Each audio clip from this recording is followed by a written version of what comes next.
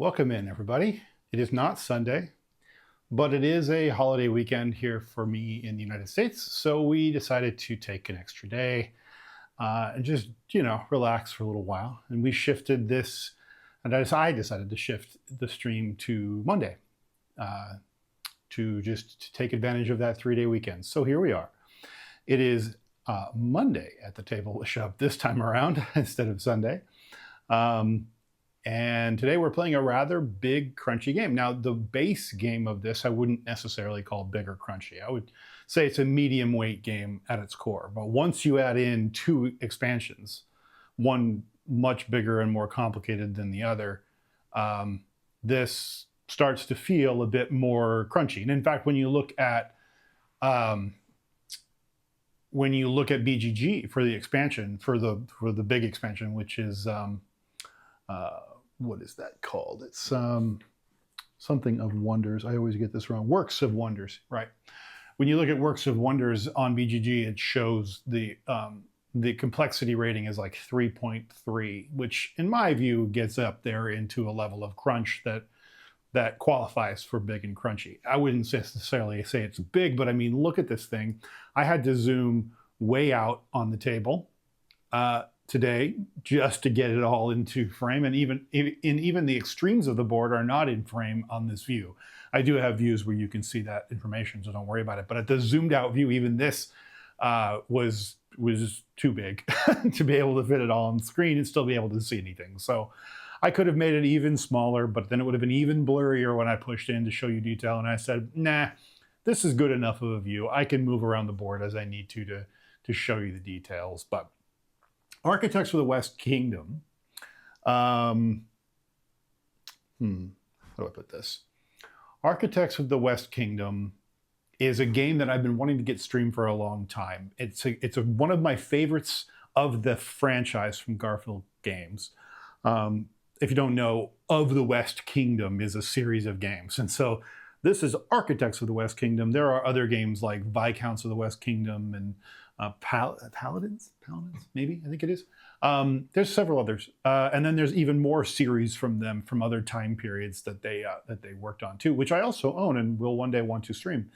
I like Garfield Games a lot. It is an icon heavy system, so sometimes it takes a lot to decipher, at least at first, until you've gotten used to the iconography. But the good news is, once you do, I think the investment is worth it. The time investment is worth it because it all clicks really quickly once you start to get the details of how it all works. And so you'll see me in my customary fashion stumbling through my first round of play. And in fact, I'm going to go off camera for just a second while I do something I forgot to do. But you're going to see me fumble through a lot this first round of play as I dig through rule books and I start to kind of get used to this iconography. I've watched some playthroughs and I've done all that stuff to try to get acclimated to the best of my ability, and I think I've done a pretty good job of it. But yeah, it's going to take. There's going to be some details here and there, especially when it comes to the expansion content, which I've seen less of. I haven't played Architects of the West Kingdom in years. I think I bought this game right after it came out, maybe even part of the Kickstarter back in 2018. And or maybe the Kickstarter was even earlier than that, 2017. And I played it a few times and really enjoyed it and really thought it was going to stay in my collection for a long time, and it has. And I don't think it's going to go anywhere. But then, of course, as is the case with our hobby, the deluge of new games and new things to keep distracted, and then COVID hit and all of that stuff, right? And I just haven't come back to Architects since. And I've been staring at it on my shelf for a long time. And I've wanted to get it played. And I've certainly wanted to get it streamed. And I said, it's a 3-day weekend. I'll just take my time and I'll get it set up bit by bit. And I'll just try. I was going to stream yesterday. I really was. And I didn't sleep very well. And I just didn't have the mental capacity to handle it or the energy. So I said, fine, I'll push it off till Monday. And here we are, much better off. Today, I am ready to tackle Architects of the West Kingdom. I have set this game up and then never played it more times than I care to admit, because I just get into the point of getting all of the expansions set up and I just get overwhelmed. I have not done that this time. I do feel like I'm in good shape. So let's take a look around the board. And I'll kind of acclimate you as I acclimate myself, or reacclimate myself. What we're doing, first and foremost, if you've never seen of the West Kingdom games, or even if you haven't, it's been a while, we are in medieval times, and we are working to build the cathedral. That's the big thing. The cathedral's trying to get built. And if you don't know anything about history in this regard, cathedrals took generations of time to build. They took sometimes over 100 years of time, of energy, of a civilization's resources to get built. And so we're obviously not going to take that much time. We're going to compress that down into a game. But the goal here is to be the one that contributes the most to that cathedral, and or contributes the most to the building up of the town. And in a true point salad capacity, there are multiple different ways to earn victory points in Architects of the West Kingdom, and even more ways to do that now that we have Age of Artisans. And I just did this again, Works of Wonder added to the game. So how do we do that? Well, you don't build a cathedral by yourself, first and foremost. You hire apprentices, as are these folks here. I'll zoom in on all of this as we go. You hire apprentices to help you. They make your life easier. They get more done for you. They allow you to get more done as well. You have a bunch of workers that work for you. If you're an aristocrat of any kind, you have an entire household staff, you have everybody. And in this game, in fact, you start the game with 20 workers. 20 workers. That is, if you know anything about worker placement games, typically not at all how these games go. When you start the game in a worker placement game, you typically start with very few workers, less than 5 most of the time, right? 2, 3 I've seen. And you end up earning things that gain you more workers, or over the course of time you are given more workers. That's typical pattern for a worker placement game. But in Architects of the West Kingdom, and it's one of the reasons I really, really resonated with this title, was you start out with a ton of workers and you steadily dedicate them to doing work. And you also steadily end up having to deal with the fact that they're out there doing things for you that may or may not be terribly legal. Or you end up doing things that are just fine, but because this is a fairly unjust society and people get blamed for things all the time, your folks might just end up getting arrested. They might ended up getting imprisoned by your rivals and then thrown in jail, and you have to go break them out, or you have to go bribe the guards to release them, right? So you're sending workers out, they're doing work for you, and then periodically they'll just get rounded up. In whether they've been doing anything wrong or not, they'll just get rounded up and thrown in jail. And first of all, captured by your opponents and then thrown in jail eventually. And you'll have to get them back. So at any given point throughout the game, you're going to have kind of an ebbing and flowing quantity of workers that you're going to need to spend time thinking about getting out of jail or putting out in the board in some way to help you. So instead of starting out with a small amount of workers, the game said, fine, we'll give you all of the workers, but it's going to be a very fluid situation where workers are going to be coming in and out of your control a lot, which I think is fantastic. So in a good worker placement game, we have a lot of different worker placement spaces. So up in the upper left is the guild hall. This is actually the timer of the game. As we devote workers to the guild hall, less and less space in the guild hall will be available for more workers to be added. And eventually the guild hall will become full of workers, and that will be the end of the game. So if you don't want to trigger the end of the game, you don't put workers in the guild hall. However, there are benefits to doing that, and other people will be thinking about that equation themselves, and maybe they might start to push the end of the game by just loading up the guild hall. So you have to be thinking about that. So guild hall is an area where we're going to go to build buildings and actually even start building the cathedral. So in order to win the game, you need to start building that cathedral, right? And so the one who's contributing the most to building cathedral, meaning going to the guild hall, putting workers in the guild hall, and then building cathedrals, is going to have the most points and probably going to win the game. So So guild hall is how you build, which is why it's the timer, because the more you build, the more you build, the more you build, the less time in the game is left, right? So guild hall, and then the cathedral is next to it. That's where all of our a lot of our resources will get dumped into the game to try to get the cathedral built. However, because we are playing Works of Wonder, I got it this time. We also have on the top edge of the board here, we have 5 monuments, wonders, if you will, that we will be able to build if we so desire to build those instead of contributing our resources to the cathedral. Or maybe in addition to, if you have the bandwidth and the time. And then building those, and if you're the one to get them built, then you get benefits in certain locations around the board and other people do not. So Works of Wonder is a way to get a little bit of an asymmetric advantage throughout the game. They also, of course, score you victory points. So how do we actually build all this stuff? There's a bunch of resources that you're going to need. You're going to need things like stone, I believe it's stone, marble, whatever the red square is, bricks basically, right?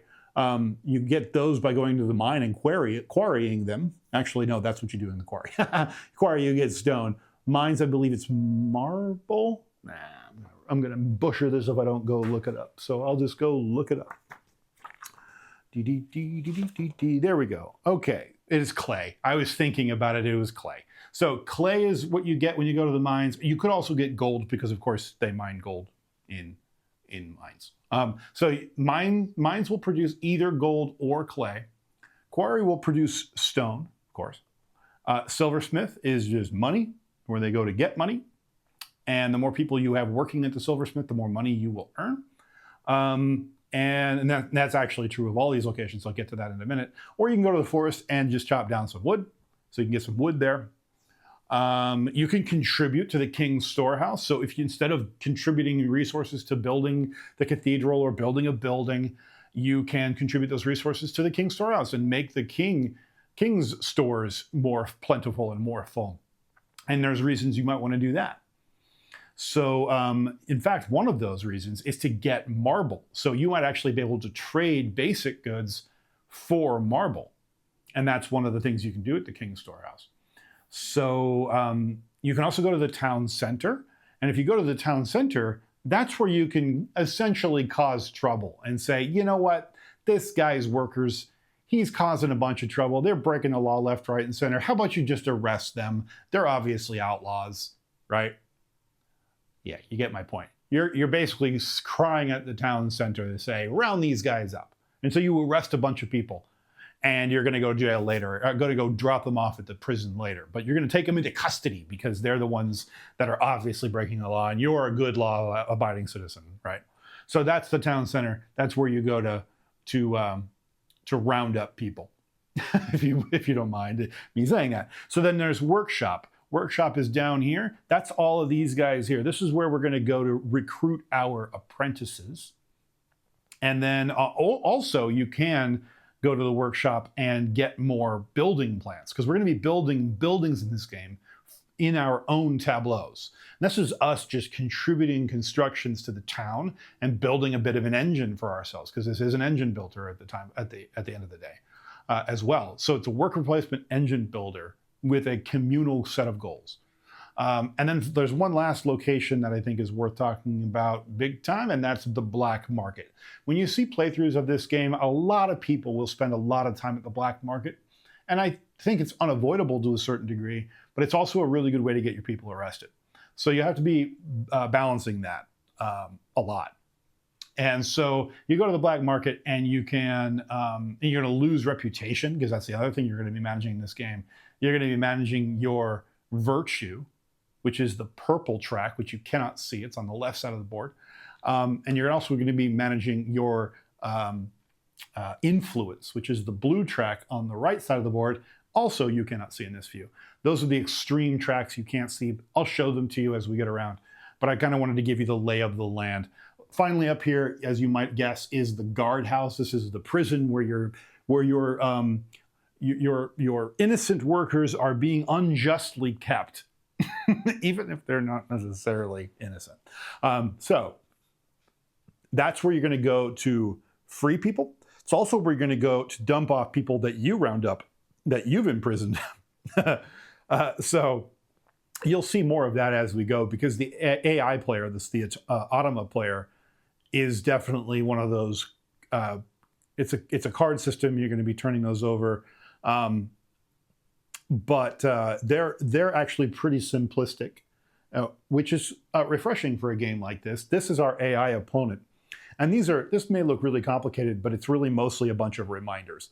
This is just iconography that reiterates what's already in the rulebook. So if you understand how to read it, or you've read the rulebook a couple times, you'll probably understand a lot of this. In fact, most of this is not different from opponent to opponent. The guardhouse priority is going to be the same for everybody. These down here, I think these might be mostly the same. No, I think they're going to be maybe different per opponent. I'll check. In fact, I might have access to them here. If I do, I'll just double check, because I want to get that answer right, you know. Hold on, because it is good to know. Let me see. Of course, they're at the very, very bottom. No, they are different. Okay, cool. So this is a list of priorities for when they're imprisoning workers. They're going to be looking at different locations with a different set of priorities. So every time you play a different AI character, they're going to have a different set of priorities than the last time you played. Likewise, there's a certain location or function or activity on the board that every AI character cares more about than most. And that's I think they call it preferred location. That's over here. This is different for every character. And what they do at that location is also very different per character. So, and when I say per character, this is our character. I'm going to be playing against the aristocrat today. And the aristocrat starts out with 5 virtue and no influence. And then they will gain and or lose both of those throughout the game, because, and as is true in real life, it's essentially social cachet, right? You have influence, which you build up by getting things done and improving your importance to society. And then you have virtue, which is to say, I'm pious, I'm great, I'm helping to build the cathedral, and I'm not doing anything bad. And I'm doing great things for this world, and God will be very happy with me, right? Or you might be like, I'm going to the black market all the time. Screw you guys. I'm going to be trying to swindle everybody out of everything, and I don't care. Everyone for themselves. You're going to lose virtue in the eyes of the church, and eventually the church won't even allow you to work on the cathedral because you're so unseemly and you're so scandalous of a person that the church wants nothing to do with you. You need to reform yourself at least a little bit to not be quite such a drag on society before they'll allow you to contribute again. But there is benefit to being that scoundrel. And there might be a time, and most of the time, the kind of the way to think about it is it's more okay and allowable to be bad earlier in the game because you can kind of get a lot more done. You can pay a little less money, etc. To get stuff done because you're bad and you're breaking the law. So it's easier to get things done. But eventually you need to reform yourself. You need to throw off the shackles of your wicked ways and re-enter society and get some stuff done for the society. And that is essentially the ebb and flow of the game. So you'll see people play this game where they kind of wallow in the in the naughty parts of the game for a while, and then eventually they'll crawl out of that and start working towards being more virtuous. So we'll see if I follow that same trend or not. So, as you can imagine, you gain and lose virtue and influence throughout the game. You get to spend influence to get stuff done, and you'll gain and or lose virtue as a consequence of your actions. And various different things will either cause you to gain or lose virtue throughout the game. And sometimes you may even be able to negate the loss of virtue and or the loss of influence, depending on various different things. Okay, so we talked about mostly this player card. I won't go over this. This is essentially, this is what happens when the character gains coin, or and I forget what that symbol means. Again, we're going to be dealing with that a lot. I'll have to look at what that X means on that symbol to know for sure, and I'll get there. I'm sure I will figure it out. In fact, I will go look because this is the Works of Wonder. And by the way, yes, unfortunately, this is one of those cases where there are 3 rule books that I'm going to have to wade through in order to get answers to questions. And that is unfortunate, but it is what it is. I hope one day that Garfield sees fit to release a combined updated rule book with all of the errata and all of the rules all combined for the various expansions and so on. So the reverse of this is gain 1 future scheme card, adding it to the AI scheme card discard pile. That's fine, but what does the red X mean? I don't know. Does that mean I get rid of one? Do they discard one? I'm not sure. And of course, I'm looking all the way through this book, and that particular icon with the X on it is nowhere to be found. So I believe it is expecting me to understand what happens when there are red X's on anything. And I don't know how to describe that. Let's see. I'm flipping through various rule books, and I'll cut this part out of the video, I'm sure. So bear with me for a moment. See if I can't run my way through this book to see if I can't find the answer. I might not care. I'll try to read through it later and figure it out too. There are red X's on some icons, like once players have 3 or less virtue, they start skimping on their taxes. For each avoid tax icon at their current level. So it's avoid an AI card? That is weird. Or a building card? Yeah, I'm not sure why that would matter. Is there an AI, Works of Wonder AI? Let's see. One moment.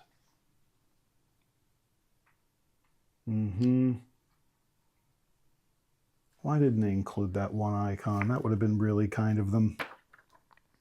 There are 4 market building cards. No.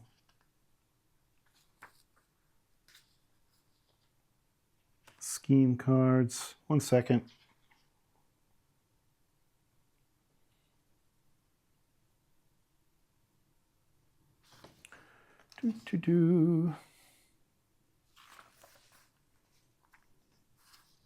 If the AI is instructed to destroy a debt they don't have or gain an apprentice, they gain 2 silver. Okay. If they are instructed to add a future scheme card to their scheme discard pile, but the draw pile is empty, or they gain silver by any means. That's what that means. Okay. They're unable to add a future scheme card because they've already added them all. Then they immediately get a coin instead. That's what that means. I wish they would have included that as an icon, but at least I was able to find the answer. It took me a second, but I did. All right. So there's that. So these are all things that kind of help remind you of like what happens. So this is a simplification. Instead of them getting a bunch of cards and a bunch of different resource types and all that stuff, and you have to track it all, it simplifies it all. If it gains these things or can't gain these things, then these few things happen. Or, you know, treat these resources like these resources. So everything is just simplified and easy. And so if it gains a coin, this little marker is going to be moving around. And every time it loops around, it gains a marble. And that's important because it contributes marble to the building of Works of Wonder. And it contributes marble, I believe, towards the building of the cathedral as well. So it's going to be building Works of Wonder, I think, primarily. And I believe it's even able to build Works of Wonder faster. The aristocrat is, because that's what this means. This is a build Works of Wonder symbol. And I believe it means you pay 2 less marble than the cost in order to complete a Works of Wonder. So we definitely want to keep it from earning a lot of marble because it's even easier for it to do that in this game. So that's good to remember. All right, so that's less on the AI for now. Here's my player board. I zoomed out a little bit on this one because I'm going to have more cards out here. I start the game with a couple things. I start the game with a building card, which I just top deck off the deck. This is the Carpenter's Hall. The Carpenter's Hall, if I were to complete this, would earn me 6 victory points. And it says 1 virtue per apprentice with this symbol on it, the little brown axe symbol. I'm not 100% sure when I get this benefit, but I know I don't get it until I build it at least. It might be an end of game thing. I'll have to double check. Pretty sure, but I believe it might be an end of game thing. At which point I might be working toward collecting workers or apprentices of this type to try to maximize my end game virtue gain at the end. And speaking of that, if we come over here, you can see the virtue track along the left edge of the board. And I start the game at -1 victory points, which is 5 virtues. So that's actually him. I'm down here at -3, come to think of it, because I'm playing blue today. So I'm actually down here at 4, which is a -3 victory points. So if I don't change my virtue at all between now and the end of the game, I will lose 3 victory points at the end of the game. But I am also closer to getting these kind of non-virtuous benefits. Stop paying taxes, primarily, right? So as I gain, though, I will eventually get so virtuous that I will start earning victory points, more and more victory points, the more virtuous I become. To the extent that if I were to max this track out, I would earn 7 victory points just for that at the end of the game. So, as I mentioned before, the guild hall's up here, right? And I went ahead and just threw the cathedral on this view as well, so you can kind of see that. We're playing a 2-player game today, me and the AI. And so only the first 3 columns here will be used. These others are ignored. So we're going to be filling it out top, right to left, and then we're going to go down topmost right to left, topmost right to left until the whole guild hall is filled. And here's the cathedral itself. This is us building the cathedral. And as you can tell, the person that has their flag highest on this list will earn the most victory points for contributing the most to the cathedral throughout the game. And as you can tell, if you are at the top of that list, by the end of the game, you will earn 20 victory points. Welcome in, welcome in. We are just finishing up our kind of intro and teach to Architects of the West Kingdom. What else? I'll talk about how all these other worker placement spaces work as we go. Pretty straightforward, though. The only other thing I think is worth talking about, and I'm trying to see where that might be. Did I not? Oh, it's up here, I think. No, it's not. What happened to that? Huh. All right. I meant to build this, and I didn't. So maybe I'll just shift it over. Nah, hold on. Let me get that back in here a moment. I'll get this fixed. No problem. I meant to set that up and just forgot, I guess. So give me a second and I'll get it squared. Okay, almost there. Sorry, it takes a little bit of trial and error to get this zoomed in at the right level. That's good enough. So we'll try that, see if it lets me set it. There we go. Okay. Oh, cool. Great. All right, well, I'll just reuse this scene over and over again then. So those up there, these cards at the very top of the board are the Artisans, the Age of Artisans expansion cards. These are modifier cards. They're multi-use modifier cards. You get to choose how it is you apply them to your existing cards. The top of the card, the yellow border, are things that you apply in a single-use fashion. So essentially an immediate benefit that doesn't do anything else for you until the end of the game, where they score you victory points. So the little augments score additional victory points, and you put those on your buildings and you get a certain benefit immediately for that. At the bottom of the card, the red border, you get to augment your apprentices instead. And those are often like question mark victory points, I think. I'll double check.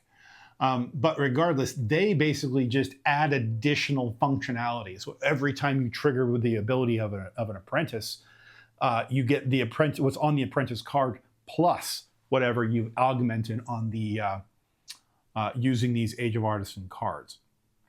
So Those are our kind of modifier cards. We can also spend some time and energy going after some of those as well. So various actions throughout the game will let you pick up an artisan card. So then here's our Works of Wonder, which is not zoomed properly. There we go. Good enough. I think I can scoochy that over just a little. Still too not zoomed in correctly. Okay, well, let's see. This there's a lot of pieces and parts with this game, so I'm having to really dial it in. There we go. I think that's good enough. Okay, you can't quite see all of that red building. I'll see if I can't make that a little easier to see. Yeah, okay, that's probably good enough, and I can scoot it in a little too. It doesn't have to be quite so far apart. That'll help. Okay. Yeah, all right, good enough. So these are the Works of Wonder. They all have victory points as well, quite a lot of them. They're actually, because they're harder to build, they earn you a lot of victory points if you're the one to get them built. You know, to the point where you might just spend your time doing that and not even worry about the cathedral, which is kind of funny in this game because it was always about building the cathedral. But now it's really just about building in this time and in this civilization that we find ourselves in. But all right. Oh, yeah, by the way, my guardhouse, my character that I start with, I'm playing Isabet today, as we talked about. And Isabet starts with 5 of her people in jail. I've already been out there doing stuff. I have 20 to start with, and 5 of them are already in jail. So here's Isabet. And I'll scoot it over just a little bit so you can see. This is her starting stuff. And in fact, I talked about how I start with a building. This is Carpenter's Hall. That's what that icon means there. So start with a building card. So I did. But it says there's 5 people in jail. You start with $7. You have 4 virtue and 2 influence. And so that gives you an idea. The base game, everybody's playing symmetrically. They all start with exactly the same thing. The asymmetric game is variable setup. And that's what I'm playing today because that's what the solo game recommends you do, which makes sense because it too, the ways of the Works of Wonder solo mode that comes with Works of Wonder encourages you to do that. And it too is asymmetric. So it makes sense. All right. You might have noticed there are a couple of workers out on the board. This white worker here is the princess. And I'm trying to remember what they call the black worker. I think it's the profiteer. So the black worker, you can probably barely see it right here, is sitting at town center right now. And it is the profiteer. Certain things will happen if I spend a worker or if I put a worker at any of those locations, and they will move around the board as we play. Okay, so setup is mostly done. The only thing that I haven't done yet is I start the game, Isabet specifically, starts the game with a... yes, you always start the game with 1 apprentice. And anytime Isabet gains 1 apprentice, including at the beginning of the game, they earn a marble. So that's going to be super useful because marble's harder to get and is used a lot to build some of the higher power things. So gaining apprentices is going to be a really fast way for us to amass marble. So we are going to want to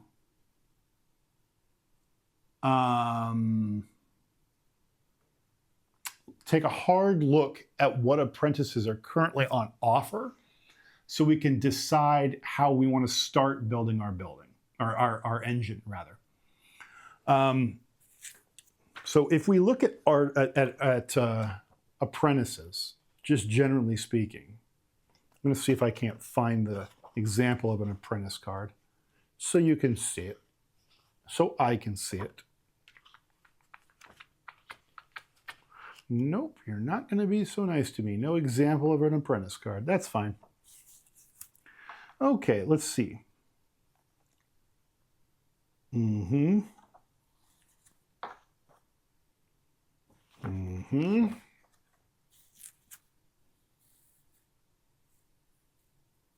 Right. So you can have a total of 5 apprentices max, and then you'll have to fire one in order to make room for more. I'm allowed to hire more of the same type of apprentice, so it's not like once I have one type, I can only have one of it. I can have multiple if I wish. Oh, there's an apprentice abilities in the appendix. If I didn't mention, there's also an appendix book. Great, huh? Lots of books. All right, apprentices. So let's go from right to left because it's fun. Lookout. Of course, these might actually be spread around, so maybe not. Maybe I won't go because there's different. I get different ones from different books. So let's use a basic one. Let's use woodcutter. Woodcutter is here, yeah. When taking an action to collect wood in the forest, that's why it says forest right there, also gain 1 additional wood. So the woodcutter will just produce more wood for me than I would otherwise have gotten by going to the forest. Basic one, right? King's Storehouse. So patron is also, as an action, this one here, as an action at the King's Storehouse, players may spend the resources on the left to gain the virtue shown on the right. So I can spend clay to get virtue when I go to the King's Storehouse, if I have the patron. This gives you some idea of how they work. So I get the first one of these for free. It doesn't matter where they are in here. They will matter when I start to buy them later, when I start to hire them later. But for the first one, I get to just choose whichever one I want. So let's just make sure I'm not wrong about that.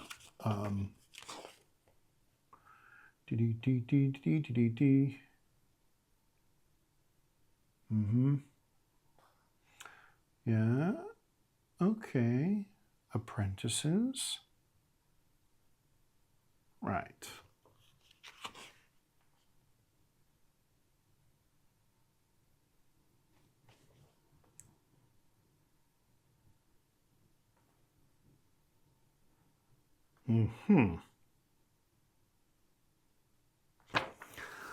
At which point do we start getting apprentices at the beginning of the game?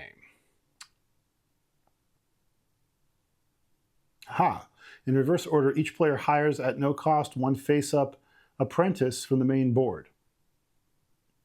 That's part of the Age of Artisans setup. Technically, I was supposed to do that before I drafted the building, so I'll just ignore that. I don't care. For this, I'm not even going to try to take that into account. I just want to look at what I'm going to be able to get done here. So my thinking is I want to find the lookout because the lookout is interesting to me. There we go. Apprentices. Is the lookout one of them? It doesn't look like it. Might be a Ways of Wonder or Works of Wonder apprentice. Apprentices. Lots of solo stuff in here. Apprentices. No.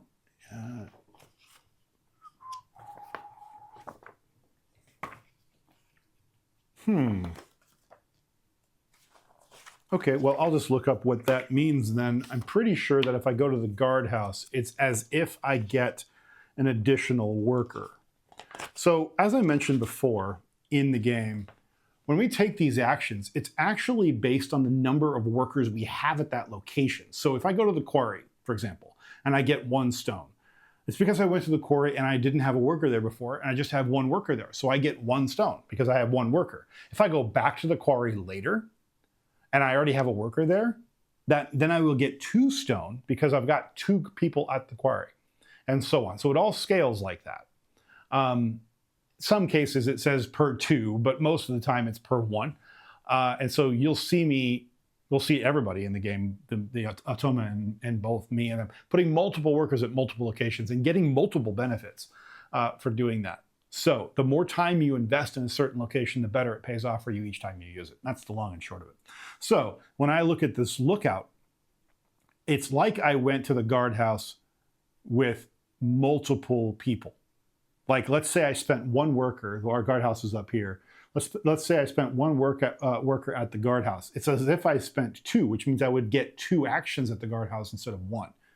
So the lookout will help me do multiple things at one time when I go to the guardhouse, which is where you go to get your guys out. It's also where you go to get paid for the prisoners that you turn in, for the people you've rounded up. So that's a pretty powerful thing, because it's going to make money. It'll make it more profitable for me to be rounding up people and throwing them in jail. It also makes it easier for me to get people out. There's also benefits of staying out of the jail, so you might want to go there more often. So that's immediately one that's interesting to me. Now, the strongman is even more interesting because there is a large worker. The artisan gives you a fancy worker. That's your upgraded worker. That's your standard worker. You only have one of the upgraded workers, and the rest of them are standard workers. Basically, they act like they're 2 workers every time they go somewhere. Strongman augments. The strongman augments your artisan worker. And so I want to read that because there's actually a specific, I saw this in the rule book, there's actually specific rules strictly about the strongman cards. Okay, this particular strongman says, your artisan captures all workers of a single color from the location where it is placed. You may use this ability to capture your own workers, but cannot be used to capture your own artisan, which makes sense because you only have one artisan. So this would be really, like, these two would be paired really well. I would be able to do a lot of arresting if I got him, and this one would let me get more done every time I go to the guardhouse. So what I might want to do is take him for free, because he would be more expensive to hire right away.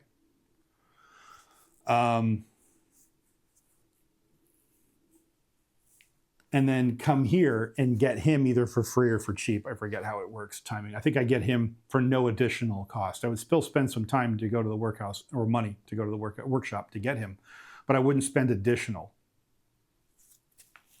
So I can get him for a lot easier than I can get him later. Later on down the line here, though, these are getting more interesting.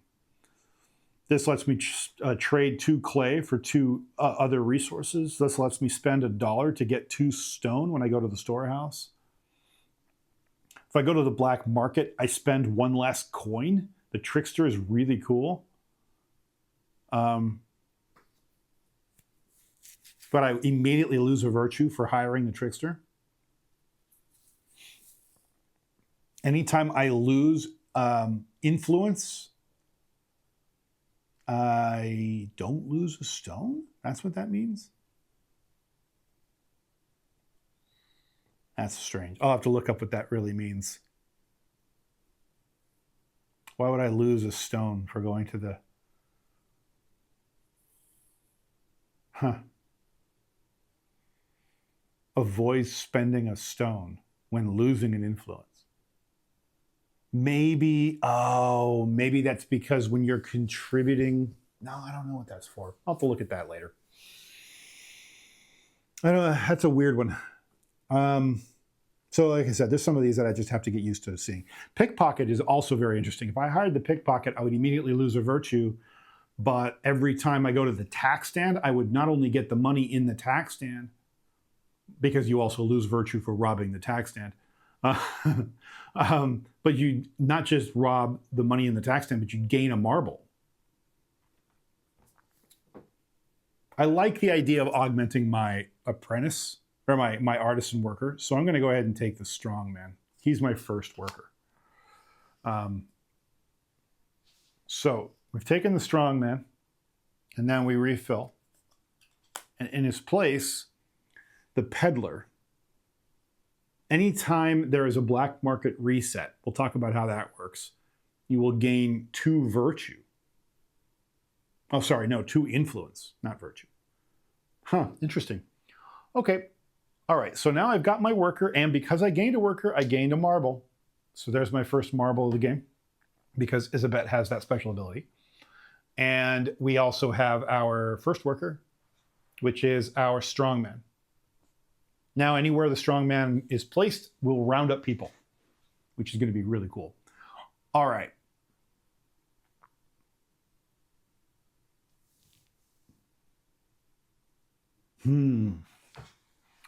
Where do I want to go first?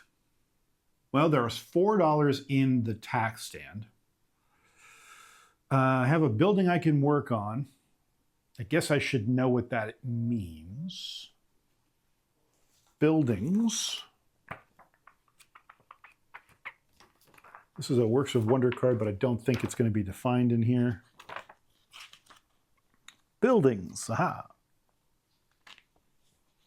Gain virtue at the game's end for each apprentice you have with the corresponding skill. Oh, well, that's cool. All right. I should probably get that built. It's 6 points if I do. Takes a gold, though. So what I'm talking about is this card here. It takes a gold, a clay, and 4 wood to get built, the Carpenter's Hall. But it's worth 6 victory points if I do get it built. So let's see.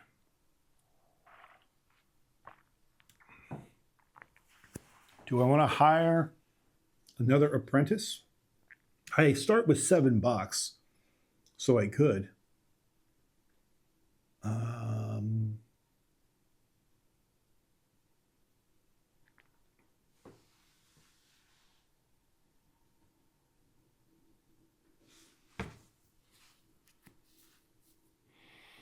The guild hall says if I place 2 workers at the guild hall, I get an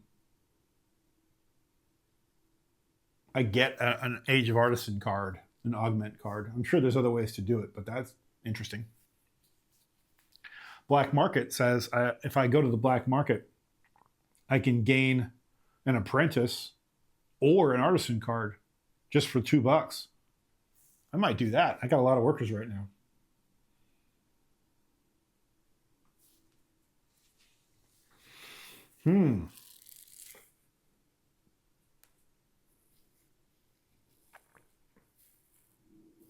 I like that.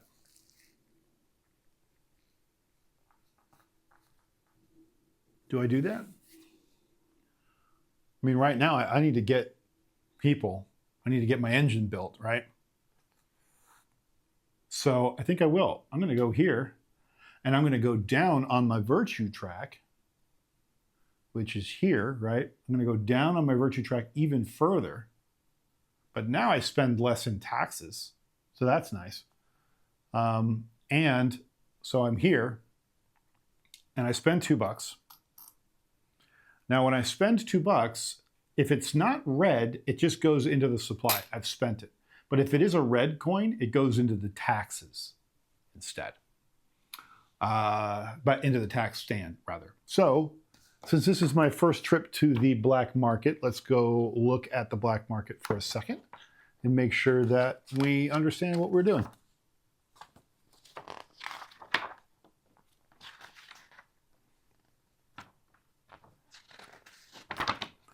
Boom, boom, boom, boom, boom, boom, black market.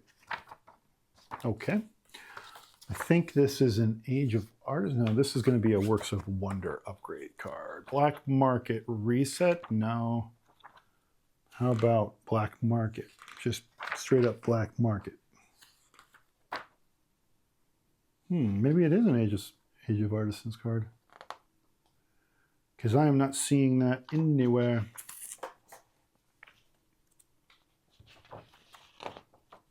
Yeah, black market overlay card.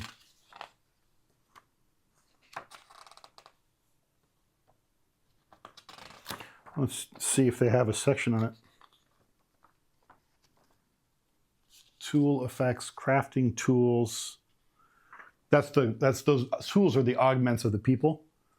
And then you can also craft adornments to the buildings. That's the top of the card. Tool effects, apprentices, artisans. Each player now has 1 artisan. For all intents and purposes, it's like any other worker. However, there are additional rules for this unique worker.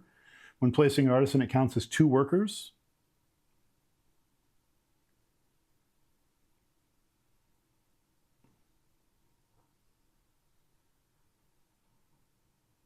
Mm-hmm.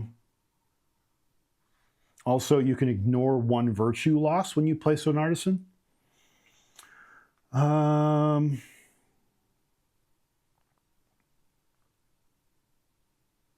Okay. And you can't put an artisan in the guild hall. It makes sense. Huh. Well, I guess I get to just choose whoever for the black market overlay.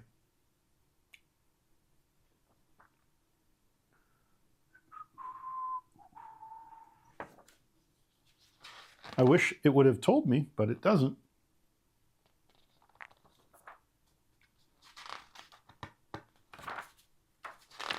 I think it assumes, these rule books assume an awful lot of things about what you know about the game. And that is distressing. Okay. Well, this is what is valuable, though. You get to see what it's like to play this game for somebody who doesn't really know this game. So, hopefully this is instructive to Garfield Games that they might need to just put together a consolidated rule book. I would buy it on its own, even if you just sold it on your website. You don't need a Kickstarter, just sell it on your website, and I'll do it. I would play your games way, way, way more often if I didn't have to do this.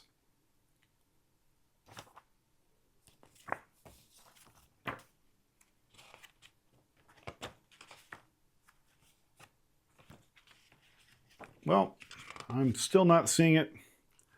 So I'm just going to treat it like I gained an artisan of any kind, or an apprentice of any kind that I want. Do I take the cheap one, though? I could just spend a worker to go over there, but then I'd have to spend $4. It's cheaper to go to the black market.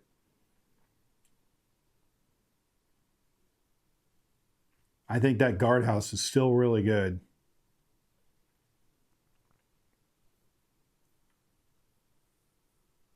Yeah, we're going to get this lookout, even though he was first and easier to get. We're going to get that lookout for free, and that means I got another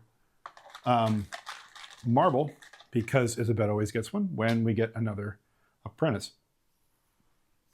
So now we have 2 apprentices. One only does something in the guardhouse. This one, this guy here, and then this guy. Anytime I use my artisan, that ability kicks in. So I think these are going to pair really well together as the game goes on. Right, so back to what I was looking at a second ago. I can do either or of these things, and I went ahead and just did the top one. And in this case, I said I just want an apprentice. So what new apprentice came out when we bought one? It's another black market person, the Swindler. Gain a wood every time you go to the black market. Lots of unsavory characters in the apprentice lineup right now.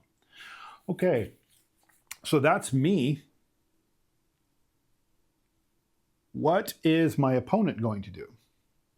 This is our first time resolving one of these apprentice cards, or sorry, AI cards. So we'll have to take a step through it one by one here. Okay, so what this card is telling me is, does the AI's opponent, me, do I have 4 workers in any one location? No, I don't, because the guardhouse doesn't count. That's jail. It's talking about a worker placement location. Do I have 4 workers or more in any one location? I don't. Or actually, in the town center specifically. The answer is no, I don't. Okay, so in that case, it goes on here. It says, find King's Storehouse and 1 virtue per worker. Well, what that means is he's going to go to the King's Storehouse, and then since he's only got 1 worker right now, he's going to gain 1 virtue. So where is King's Storehouse? Right here. So he gains 1 virtue. So he's going to go up 1. Okay. Now, does he actually do the action? I don't think so. I think he just gets the benefit, because he's not gathering those resources. And you'll notice those are the 2 things that he gets. And so that's just what he gets done. Okay, so that was his turn. He went there. Okay, what am I going to do? Well,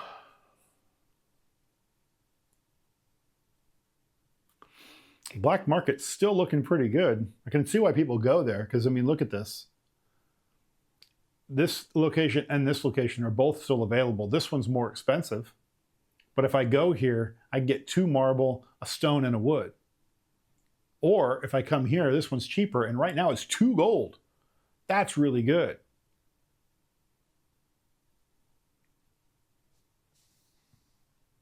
Maybe I go back to the maybe I go back to the black market and get 2 gold while I still can. I think I'm gonna. So I'm gonna spend $1 more. I'm gonna lose 1 more virtue, and I'm gonna get 2 gold. That's gonna come in handy, I think. Okay. Now what's he gonna do?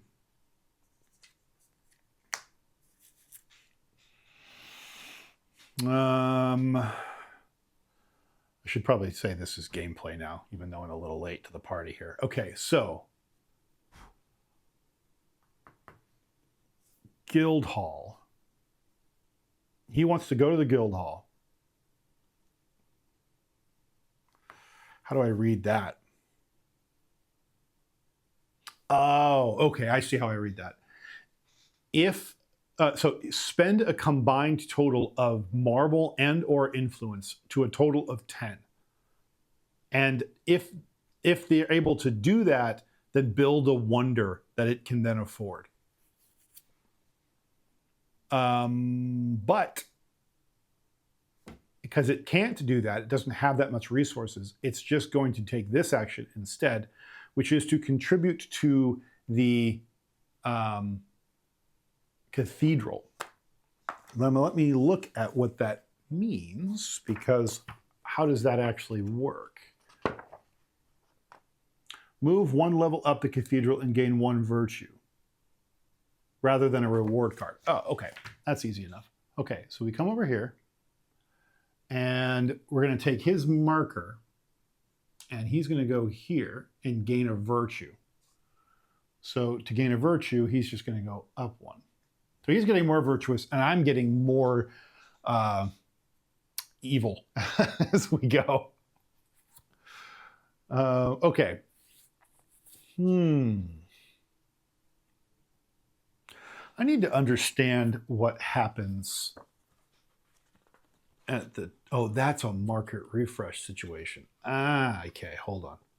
Resolve princess consequence. Oh, interesting.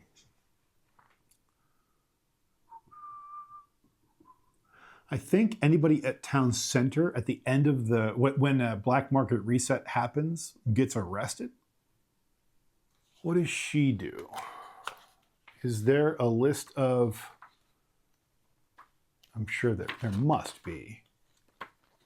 Visiting wonders.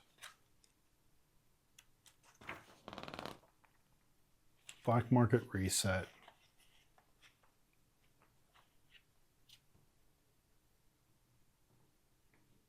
There's not.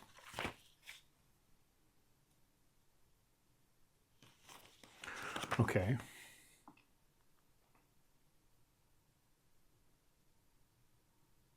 I can make a contribution, fine.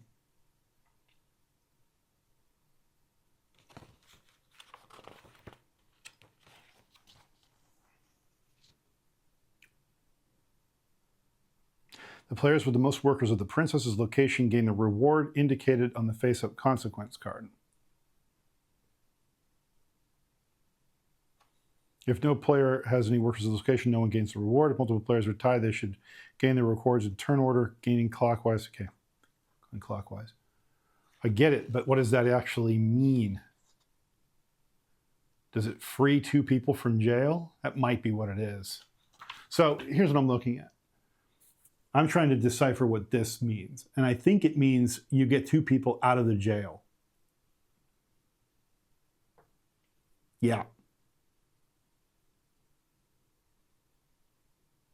So I should go to where she's at least once. And I need to anyway. I need clay. So she's over here.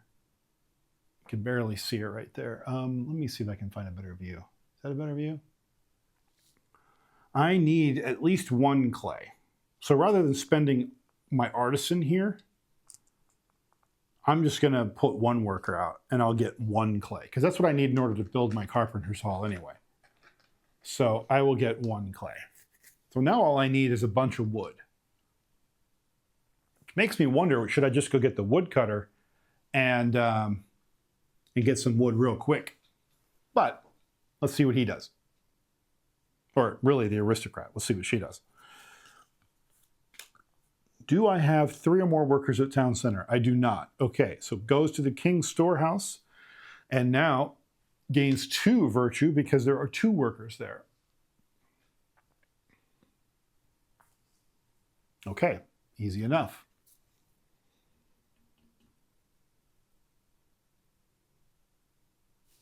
I have $4 left. I could go to the workshop, spend all 4 of them to try to buy the woodcutter, but it would be really difficult to do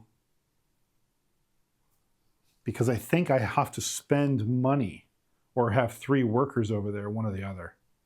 I think that's how that's supposed to work. How does this work if I want somebody deep into the workshop? When placing their first worker, the players can only hire from the leftmost column. Placing their second worker, they can hire from the first or second column. Therefore, if they place their, let's see, if they place their 4th worker, they can hire from any of the first 4 columns and so on. There is a way to hire apprentices with fewer workers than required. Players may place 1 silver on the apprentice card to skip it.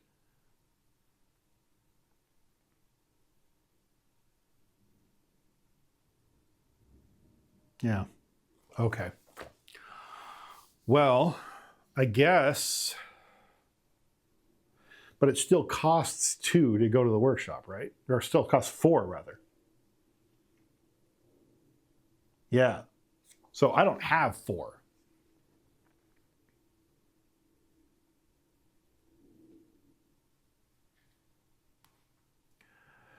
So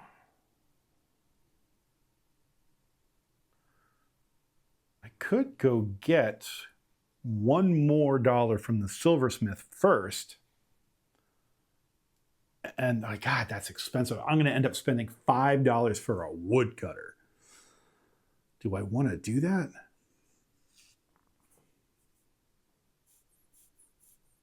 When you buy, am I supposed to be filling them in or am I supposed to be sliding them down? I should have looked at that. Okay.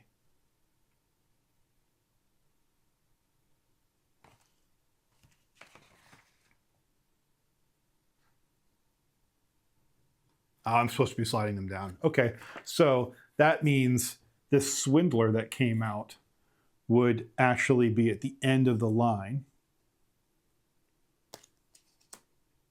And I don't think I bought from the bottom row. The lookout was also a replacement, and I don't remember who it was. I think it might have been the trickster. But it won't really change anything for me anyway, because I really want her, and she's not moving. Well, I think it's probably just be better to just pump a bunch of people in the forest. I can do it in 3 turns.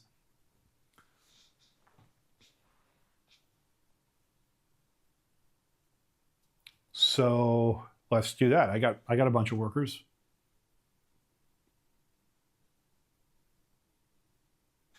Sure. Okay, fine. Here, get a wood. Probably not the most advantageous use of my time, but so be it. And now, okay, guardhouse. What does guardhouse mean? Arrest 1.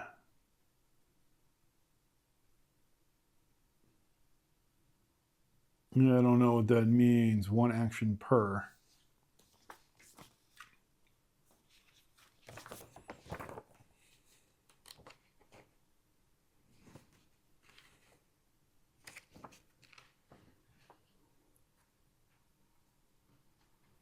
The AI has any number of captured workers. Oh, okay, I see.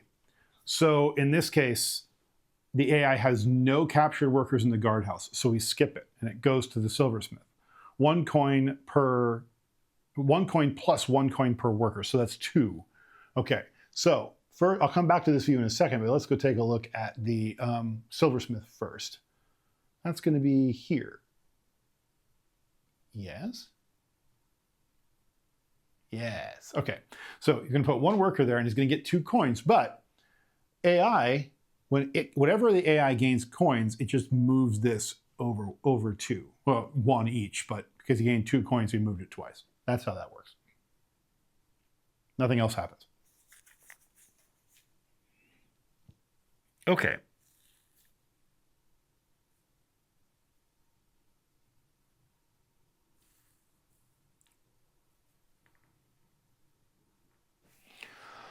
All right. 1 more worker at the forest for another wood.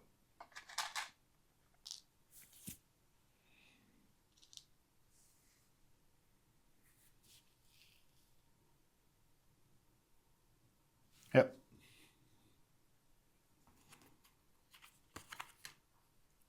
Tax stand. Is there 4 or more dollars in the tax stand? There is.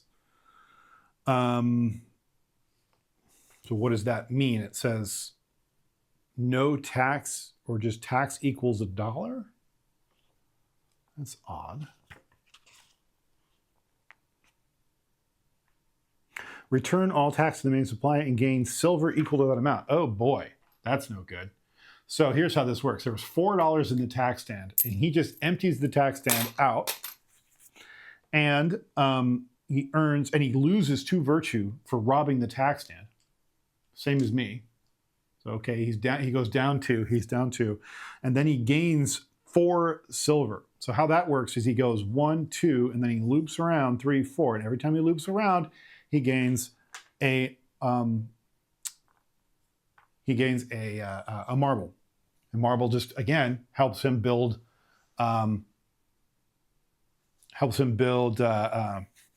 wonders better or faster. So we gotta be careful giving him opportunities to get marble, because that's just going to mean he's going to start racking up victory points on me quick. Okay, it is artisan time, I think. But if I put my artisan out, it can get arrested, and I'd rather use it to arrest his guys.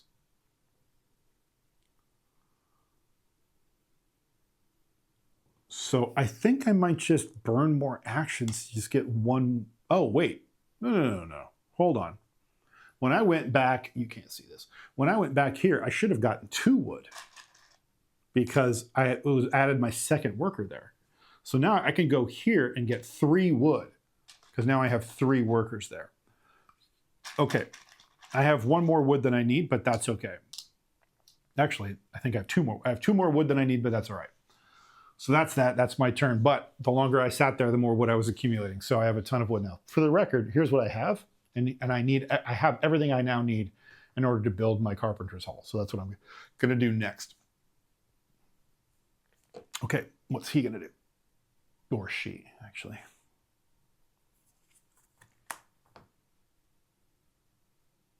Yeah. Guardhouse. Interesting.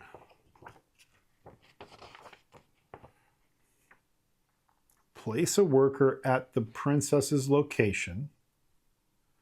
Oh, if the AI has more workers than any other player at the princess's location. That is not the case. Otherwise, place a worker at the princess's location. So now he's tying me. So if I need to go back to the mines again in order to win that tie.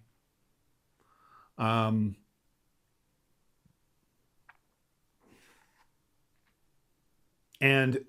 what they do here is they actually make a contribution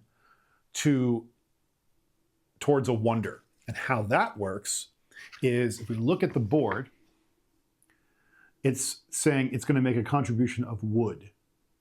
Okay. So do I just take one from the supply? Is that how the contributions work? Using resources from the main supply, okay. Okay, got it. So whenever the AI makes a contribution towards a works of wonder, whatever position this tile's in is the contribution it makes. So how do you make a contribution? And this is true for me too. Contributions are made by looking at this card right here, and you contribute the resource, one of the resources on that card. In this case, the AI was on the wood location, so it contributed wood. And when it does that, it goes up to on the influence track, because that's what you get underneath here. And if you ever fill up the card, you gain, you trigger a black market reset. Well, in this case, that's the first contribution that was made, so nothing else happens. By the way, when you get done filling up, when you do fill up that card, those resources, I believe, go out onto the wonders to help make them less expensive to complete. So you're actually reducing their cost, if you will.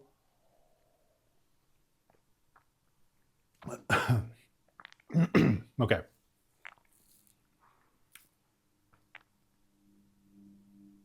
Well, I was going to build that, but now I'm a little cranky and I'm a little worried that somebody's going to trigger a black market reset and I'm not going to win this mine competition. So I'm going to go back to the mines so that I do win it. And actually, I should have gotten 2 clay, not 1 the last time, because it's 1 plus 1 per worker. And I had 1 there already, and the first worker always gets 2. So I corrected that, and now I have 1 plus 1 per worker, so now I get 3 clay. So I might want to go contribute clay or do other kinds of trading with clay because I have extra, a lot more than I need. In fact, I can contribute now. So I think I will. I have extra clay, so I'm going to contribute because I'm with the princess right now. And anytime you're with the princess, you can make a contribution. So the clay is open. I will go contribute clay, and I will gain 2 virtue, which is really good because, yeah. So I'm pretty down here. I could use the buff. So I'm now at -3. I still can't contribute to the guild, to the cathedral, because I'm just too unsavory. But I am at least a little bit redeemed. So, okay.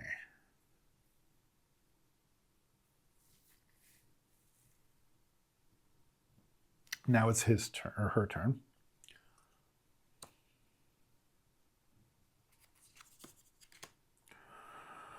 Okay, it does not have 2 or more workers at the guardhouse, so nothing happens there. And in fact, did trigger a black market reset because he's going to the black market and there's only 1 place left.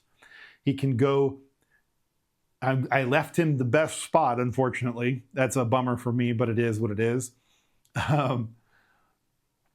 So he's going to be able to get 2 marble and lose 1 virtue. So that's what's going to happen. And he puts his worker on the last black market spot.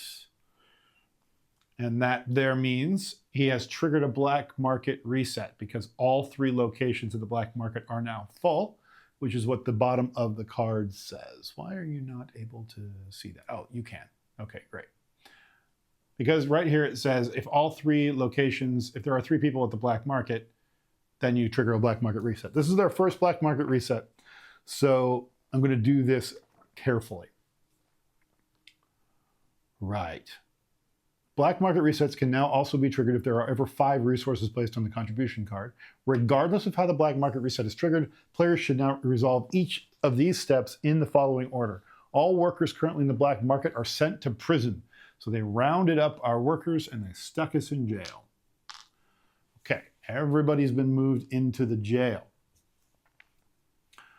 The top small market card on the left is turned over and placed on the large market card. Okay. So now, if we were to go here, we'd get a stone and a brick, or and a marble. Not nearly as good as the 2 gold we just had. So I took advantage of that while I could. That was good. But if I come here, I would be able to get these 4 resources instead. I'd have to spend $3 to do it, but I could do it. Okay. Players with the street urchin or aristocrat.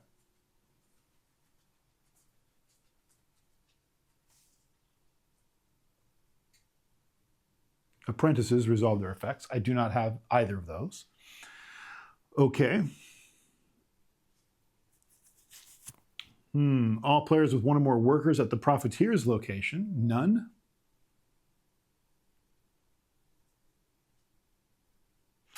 The player or players with the most workers at the princess's location. That's me. Gains the reward indicated on the face-up consequence card if no players have any workers, blah, blah, blah. Okay, let's do that. So I have the most workers. You can see that here. I have the most workers on the mine, which is where she's at. So therefore, I get what's in the white here. How I read that is that I get 2 workers out of jail. So I'll take 2 of my workers. The 2 that were at the black market, nah, never mind. You guys don't have to do it. The 3 that are still in jail, the 5 that are still in jail, they're still there. Oh well. Okay. All resources on the contribution card are moved to their corresponding wonder cards. Oh. Clay placed on the clay wonder. I see. Okay, well, let's take a look. So this is the clay wonder. That's why it's the red color. So the brick will come over here. And the wood that the AI contributed will get placed on the wood building. Okay. Now how that works is I believe that makes the wonders cheaper because you're actually contributing resources towards building the thing. Okay. Turn over the top contribution card. Okay. Done. Move the profiteer and the princess. So the profiteer goes to town center, already at town center. And then the princess goes to the king's storehouse.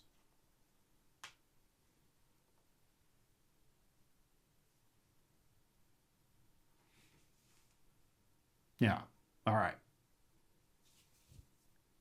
If at the next time the black market resets, the person who has the most workers at the king's storehouse will get either an artisan card or an apprentice for free. Whew, I might want to go round up people at the king's storehouse here in a minute. Players with any black market reset-based apprentices. I do not have any of those. All players with 3 or more workers in prison lose 1 virtue. Oh, no. Okay, well, I lose another virtue. Good thing I gained a few. The players were players with the most workers in prison. Gain 1 debt card. Uh-oh. I don't like that. I gain a debt. That's no good. Okay. Ooh. What's happening there? Okay. All right.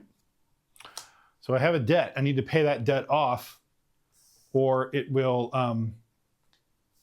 cost me victory points at the end of the game. That's it.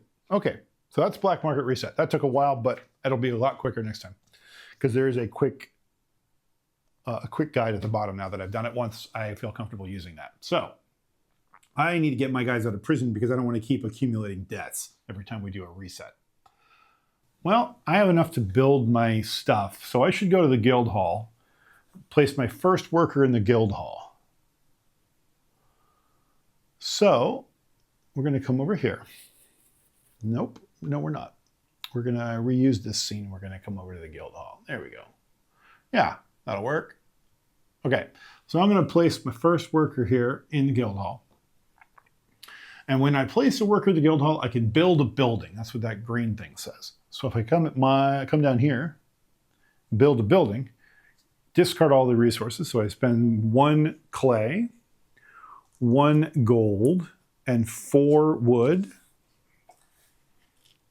Okay.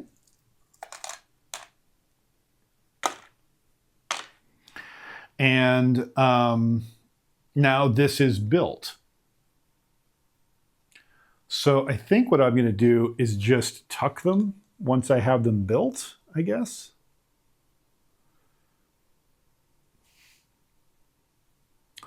I guess that works. Maybe what I'll do is I'll tuck them under the board. Because those are nice little scoring reminders. I don't want to like lose track of them completely. But okay.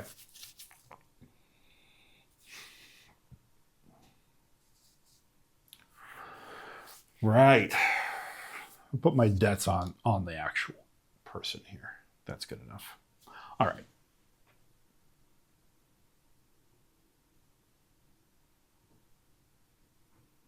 Okay. Done. What's it going to do?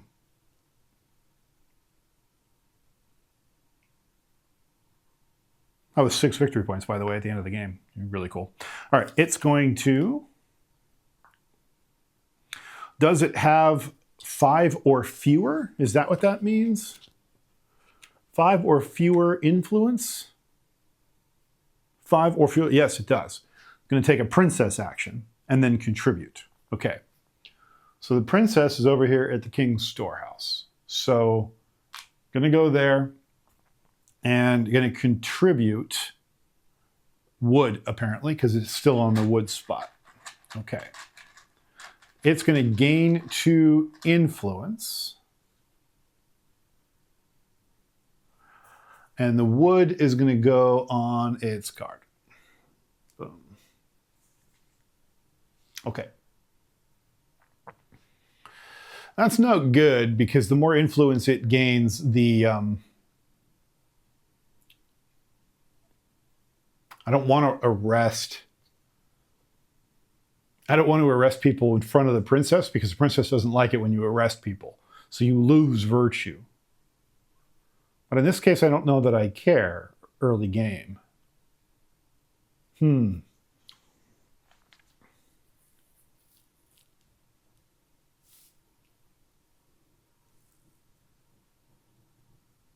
don't think I lose virtue for doing that. I don't know. We'll look.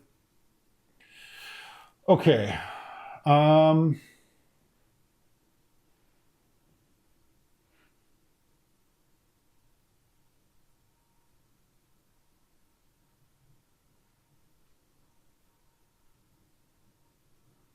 See,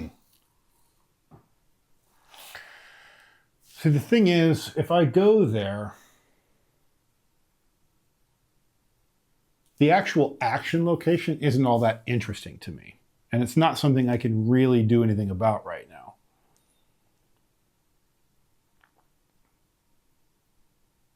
Like, I could donate 2 clay and get 1 virtue once per action. So if I took my artisan and I went there just to round up those guys, then I would be able to do that twice. But why would I want to? I could do it twice. I could get 2 virtue and then arrest. And then probably lose a virtue because I'm arresting in front of the princess.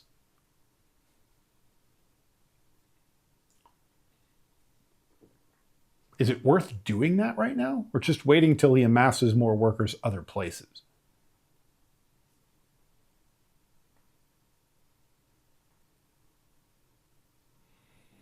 I don't know.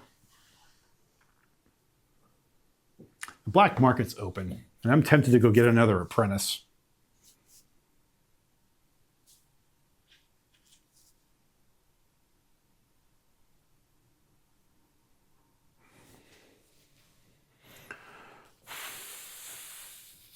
Is this the regular action when you go here? It is. Okay. So that means I can look up that action in the main book.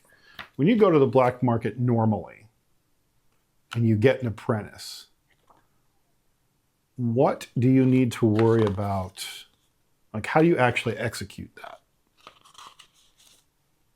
I want to make sure I'm not just cheating and getting whatever apprentice I want when I should be following some rule. Virtue track, black market. So you talk about black market reset, but you don't talk about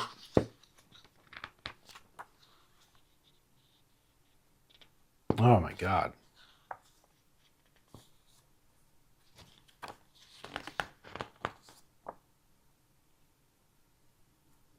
Workshop.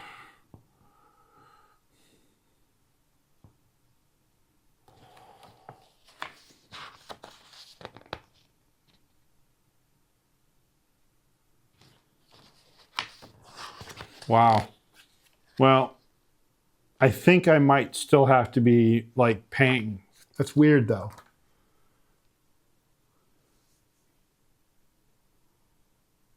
Because it's the same symbol as at the workshop. I just don't have to pay money for it. So I think it's still the same action.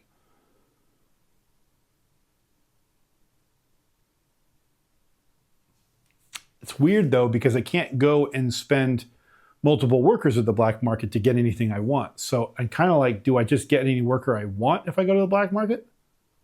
That's frustrating. I'm not going to look it up. I probably am wrong by just getting whoever I want at the black market. Because I don't want to stop the stream and go look at it, go find the answer. And it's not in any of the books. So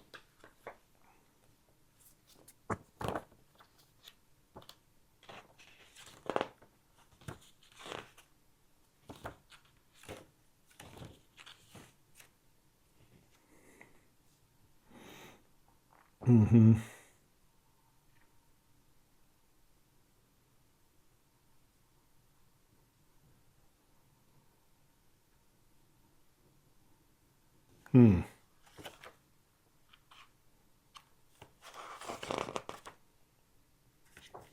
Oh, I don't know. Maybe I do just go arrest those guys. I don't know though. Like I could spend $2 and go get a new card, which wouldn't be bad. Is there somebody out here that I really want?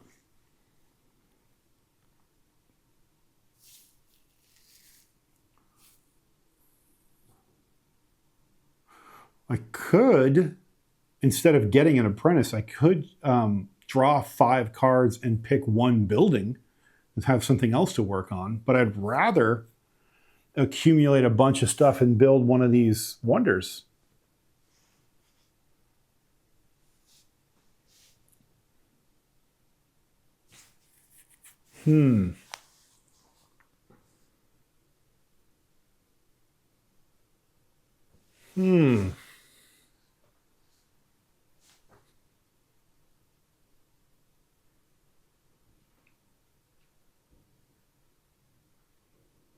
I mean,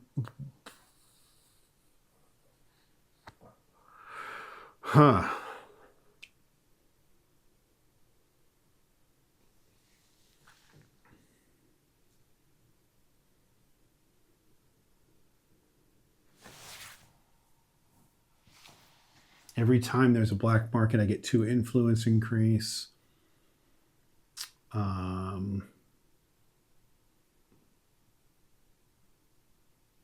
would love to wipe one of these rows.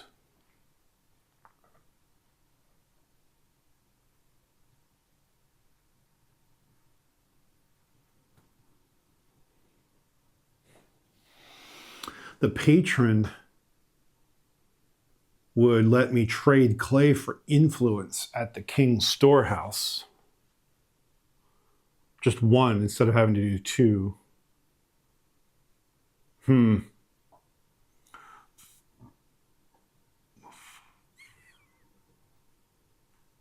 I could turn money into virtue by using the merchant. Spend 1, get 2 stone, use 2 stone to trade for a virtue. That's how that would work.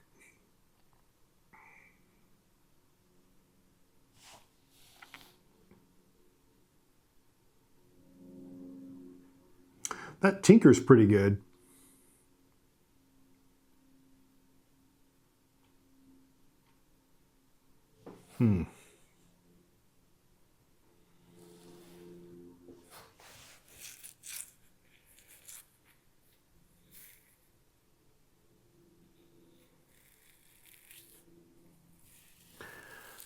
Well, I don't know.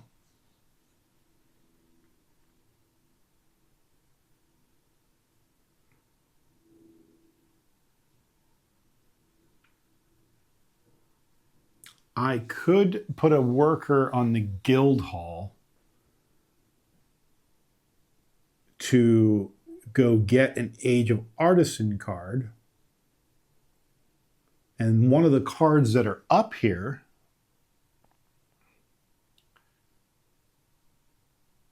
one of these cards lets me get a building card every time I use the worker, because the worker's using tools, essentially.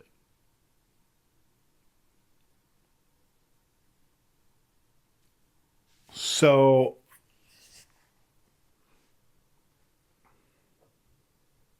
I could put it on the lookout, and then every time I go to the guardhouse, I would not only get an extra worker, but I would also get a building plan.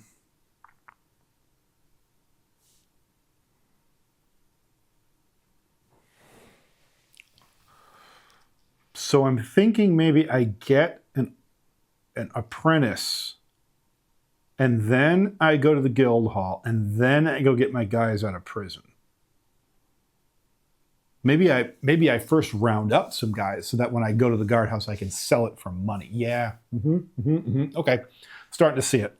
Okay. So we are going to come here, spend $2. Only have $2 left, but hopefully we'll be able to fix that soon. Okay. And now we're going to get an apprentice.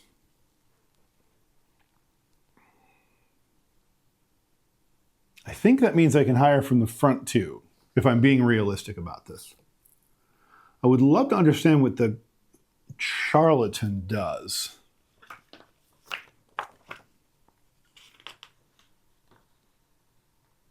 You may always lose one influence to ignore spending one of the indicated resources for any purpose.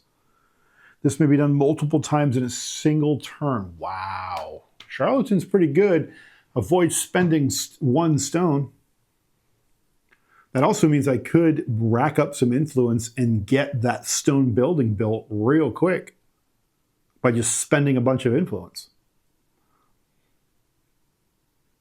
I like that.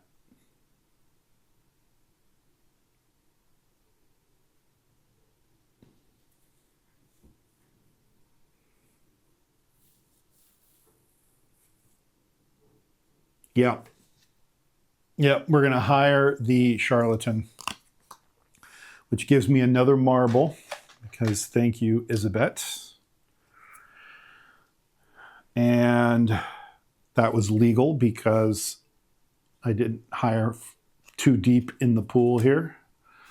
The Traveler just came out. Anytime you gain, you also gain some stuff. Wow. Traveler could be good to have. Okay.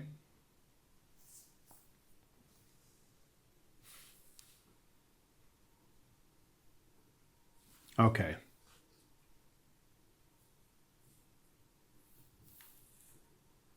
Now what's it gonna do?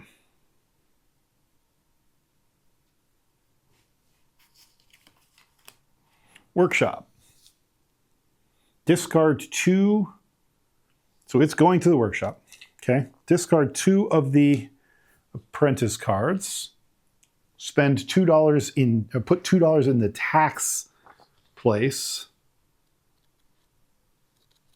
And then 1 building per plus 1 building. Okay, wow, that's a lot of stuff you do. Let me hold on, back up a minute. What happens here? Remove 2 apprentices. The position of the resource tracker indicates which cards to remove. Okay. So it's going to remove, from here, it's going to remove these 2, the pickpocket, which is unfortunate. I thought about getting the pickpocket a couple different times, and the trickster. Yikes, that would have been nice. Bottom of the deck.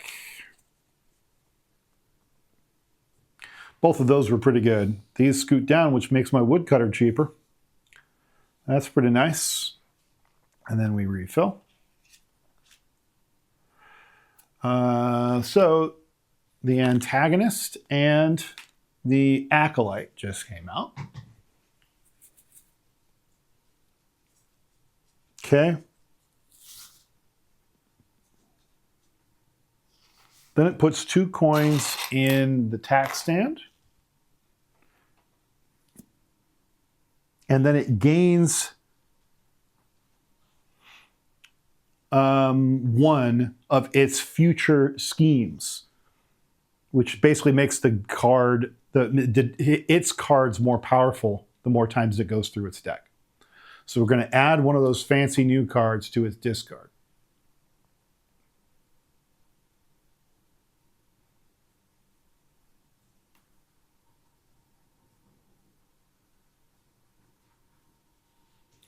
This just lets it build more wonders if it's capable of doing that.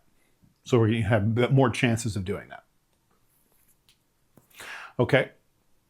Because it only has 1 worker there, it only gets to add 1 of those. Okay. That was his turn.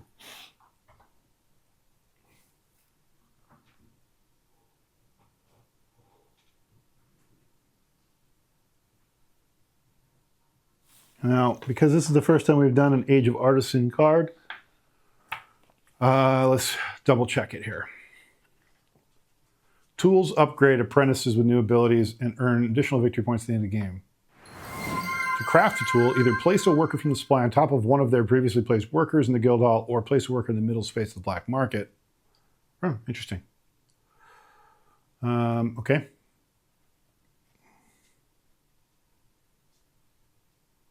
Select 1 of the 4 craft cards above the main board. Note that they are multi-use. When crafting a tool, players are only concerned with the bottom section. Tuck the craft card underneath 1 of the apprentices. Players can only have 1 tool attached to each apprentice. That's it. Okay. Cool.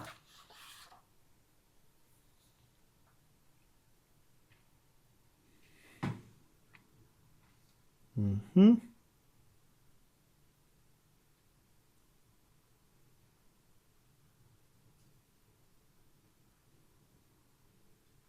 All right.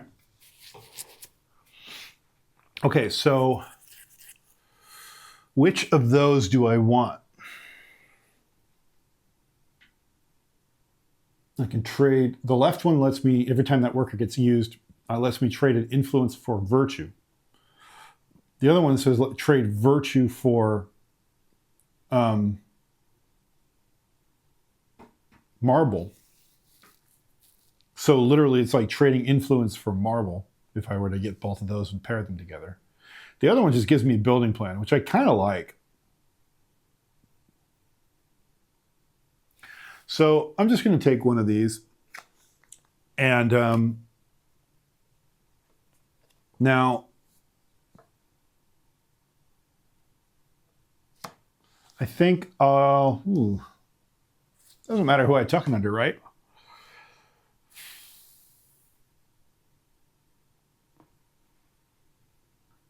I'll go ahead with the guardhouse. I should be using the guardhouse more often. So there we go. You can't see that, so I will move it up. Okay, so now we have the lookout, who will act like I have an additional worker at the guardhouse and let me draw a new building plan every time I go to the guardhouse. Cool. And in order to do that, I went to the guild hall. Now, what's it going to do? Does it have 4 workers at the town center? No, it does not. So it's going to do its preferred action, which is to take a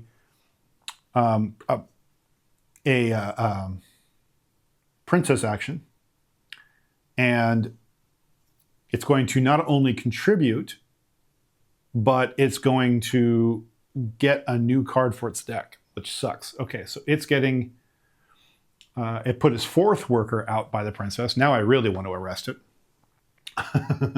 And it's still on the wood. It hasn't moved its token because it hasn't earned any coins or anything. So it's going to draw a new card, put it in here. That's going to be for later. It's if there are 8 or more in the tax stand, or just another princess action. Okay, and now it's going to contribute wood to... It can't contribute wood. What happens if it can't contribute?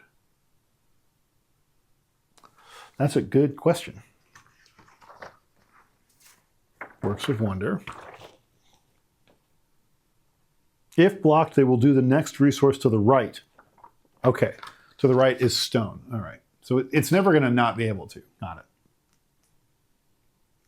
Okay, so stone. Whoa, whoa, stop, stop. Too loud, too loud. Okay, and now because it passed its... Hold on a second.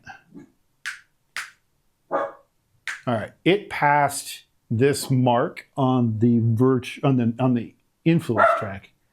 Gwendolyn, stop. Hey, come here. Gwendolyn, come here, Bean. It's Bean. Come here. Not your fault. What are you doing? Stop. My goodness. So loud. Hey, whoa, welcome in, Raiders. Hello.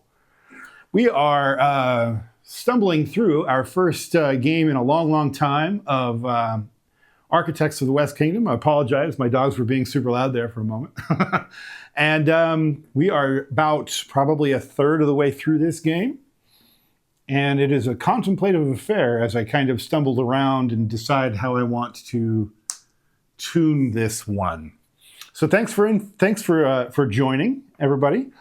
And let me know if you have any questions. This is a solo game. And just to be clear, we are playing Architects of the West Kingdom with Age of Artisans and Works of Wonder, both added to the game. So that's where we find ourselves today. There's a lot to consider.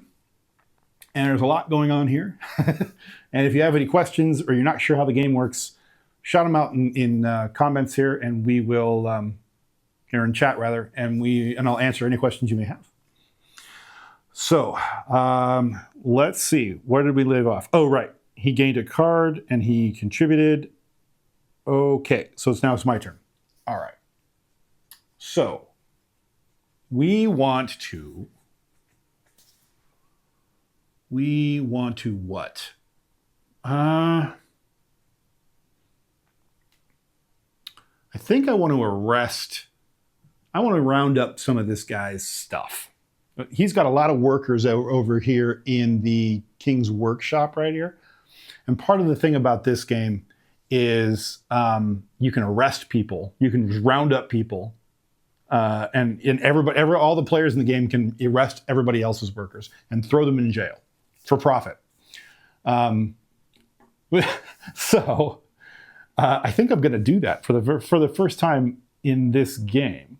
I have a worker, a special worker or an apprentice that I hired, the strongman, that lets my artisan worker, my upgraded worker, arrest anyone I want, any group of people from the location wherever I visit. So I'm going to go visit with my artisan worker, the King's Storehouse. And the artisan acts like 2 workers whenever it's placed. So it's as if I put 2 workers down, which means I get to do 2 actions here if I want. So we'll deal with the actions second. The strongman says I can arrest. So what's going to happen is I'm going to take all 4 of these workers off and put them on my player board because I've arrested them. So now they are in my care. I've essentially arrested his workers. And I can later go to the guardhouse and drop them off in jail and get paid a bounty for it. Now here's the thing. Artisan workers, they get to ignore 1 loss of virtue because they're artisans, they're specialists. They're respected in the community, so they give you a little bit of a pass when you do something bad. So the princess who's sitting out here at the King's Storehouse right now really doesn't like it when you arrest people. But so you'll lose virtue when you arrest people in her presence. But in my case, because I used my artisan, I get to just be like, hey man, it's cool. And she's just kind of like, well, you're nice. I like you. So I won't make you lose the virtue this time. So that she's given me a bit of a pass for that arrest. So that takes care of the arrest because I have my strong man with me. But now I get to take 2 actions at the King's Storehouse. So what do I want to do? Well, when you're at the King's Storehouse, you can donate resources to the king. And if you do, you get more virtue. Or I can donate resources and get marble instead. I like that. So I can donate. Yeah, okay, we'll do that. So one of my other workers down here, this charlatan, lets me essentially spend some of my influence to ignore any stone cost once per turn. So I'm going to use my charlatan ability. And I am going to, it's actually over here, I'm going to reduce my influence by 1. And then I'm going to ignore one of these stone costs right there. So normally I would have to spend a combination of stone or wood, a total of 3, to get one marble.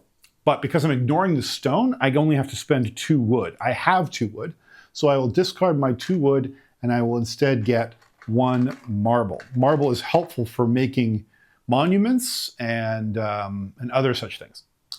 So, or wonders rather, not monuments. I have one other action if I want to. I can donate 2 of my clay for 1 virtue. I think I'm going to hold on to it though. I'm just not going to take the other action. I don't feel like it. And I mean, I don't have a lot of virtue right now. If you can tell, my virtue meter is over here at -5, but it's so early, it's early enough in the game where I might want to just avoid paying some taxes once in a while. But I can't contribute to the cathedral right now because I'm such a grouchy scoundrel that they don't want my help because it would just kind of taint the whole thing. So maybe I do trade in and get up here at least, which gives me 1 step closer to being able to contribute to the cathedral.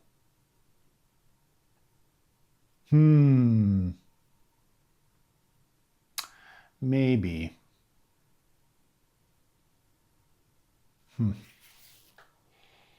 Do I want to?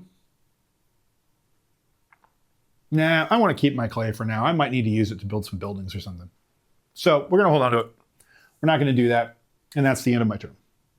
Now, what's she going to do? She's going to... okay. That means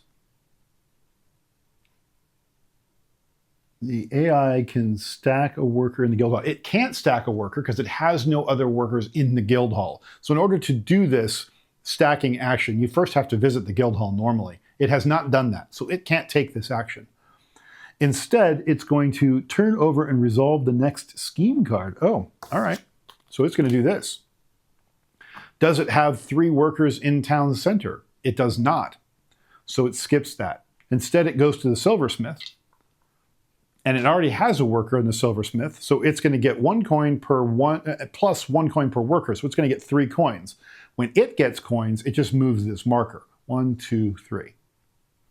Okay. That's its turn. Now back to me. I've arrested some workers. Now it's time to go to the guardhouse. Yeah. Okay, so we're going to go to the guardhouse right here. When you go to the guardhouse, you get 1 action per worker, like most of the other spaces. I only have 1 worker at the guardhouse right now, but because I have the lookout, I get to basically treat that guardhouse action like I have 1 additional worker. So I actually get 2 actions instead of 1, because I'm going as if I had an additional worker here. So normally you can either earn some money for every arrested person you have in your custody when you turn them in to the guardhouse, or you can free some people from the guardhouse. I'm going to be able to do both things. So when I go, pardon me for a moment, while I confirm I am right, when I go to the guardhouse, am I able to free all of them, or is it a certain number? Release all their workers from prison. Nice. Okay. So first and foremost, I'm going to release all of my prisoners. So all 5 of them come back. I get a fresh pool of workers. And now that because I'm using my lookout, I get to take 2 actions. So I'm going to earn 1 coin per arrested person that I turn in. I just arrested 4 of his workers. So I'm going to put all 4 of them in prison and earn $4. Nice day's work. Okay. Now we have $6 to our name. So there's our new flush cash. There's some of our resources. Got some marble, got some clay, got some gold. We're looking good. All right. All right. Hey, Mr. Peebles, by the way, thanks for the follow. What were you just playing? I'm very curious. And was it fun? Did you enjoy it? Oh, interesting. Okay. Okay. So that was my turn. That was a good turn. And now what it's going to do, it's going to shuffle its deck of cards, which has been seeded with, okay. I know. Somebody just dropped off a package at the front door, so my dogs are loving that right now. Just loving it. Okay. Just a quick shuffle of the AI's deck. All right. Okay. Right, it's moving. It's going to say, do I have 3 workers in town center? I do not. Does it, rather. So it goes back to the silversmith again. I think it might be time to arrest some people at the silversmith. Yes. Okay. So it goes back to the silversmith, and now it earns $4. Whoo, boy. Okay. So it earns 1 clay, or sorry, 1 marble. Because every time it loops on its board, it earns a marble. So it goes 1, 2, 3, 4, and now it's almost about to earn another one. It's going to be building its first wonder very soon. Nearly certain. We'll see how it goes. Okay. I need to get that silversmith emptied out, man. In fact, I can do that right now because I would not pay any taxes to do it. Yeah, in fact, I think I'm gonna, because the princess ain't around, so I'm not gonna get in any trouble. So let's see, where am I? Am I there? Am I there? Where am I? Yeah, okay. I think I'm good. Am I here? Can you see that? You can. Okay. So that's the town center. I'm going to go ahead and put one of my workers over here. Normally, when you go to the town center, you put a worker down and you put money in the tax stand and then you arrest people. But because I am such a lowlife, I don't have to pay the tax. See? I'm down here and I don't pay 1 tax.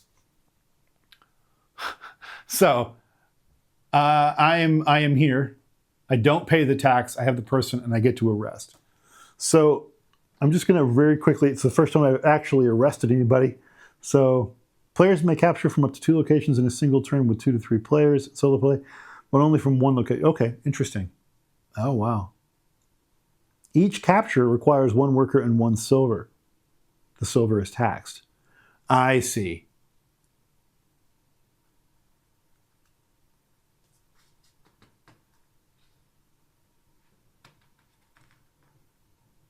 I understand. Okay, so because I'm only putting in 1 worker, or at least I have only put in 1 worker so far, I can make 1 capture. That's fine. I'll go ahead and arrest from the silversmith then. And I didn't pay the tax because I don't have to, because I'm a low-life criminal. Okay. Now,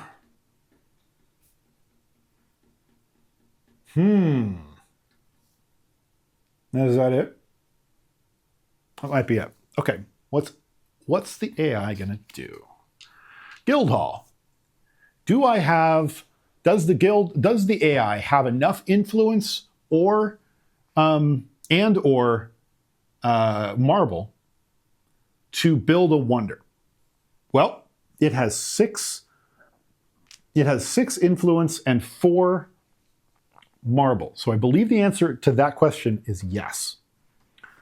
Let's do that because this is the first time we've done anything to do. Okay. Now, how does this work? Question mark.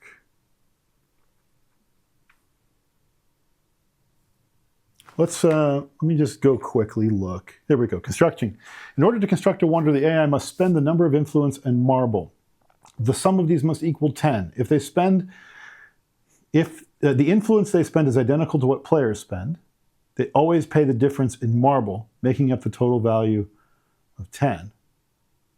If the AI can afford more than one available wonder, oh, I see.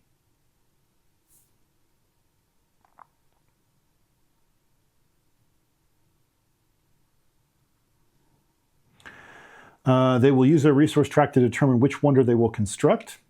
This should match the resource type. Example, please.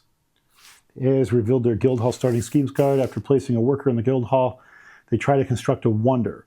They have 6 influence and 5 marble.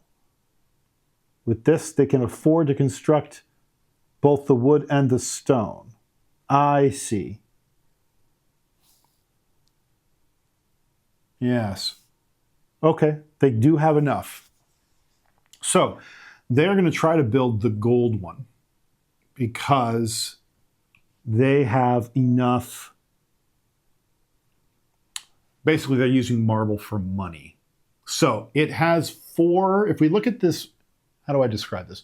If we look at this building, it needs 6 gold, 4 influence, and 2 money. And it says 10. So it would ignore, I think it ignores the resource cost and it just pays the amount of influence / money. So it's 6. So it's going to pay 4 influence down to 2 and 2 of its marble. And it's going to build this building, this wonder. So we have that. Now what do we do? Place the wonder card alongside their player board, take the corresponding wonder token and place it in their chosen location. Their chosen location. What do you mean? What's their chosen location? Okay. Their first priority, oh, it's their priority. I see, down here. So it's going to build this first wonder in town center. So we will put this gold wonder out here in town center. Boom. Big old thing. In fact, I'll put it over here so the shadow doesn't completely obstruct what that says. Now, anytime it gets to go there, it does so as if it has an extra worker. Mm-hmm.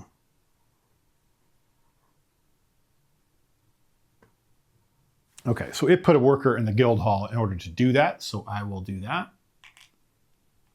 I forgot to put its worker down earlier. Fine. Okay. Okay.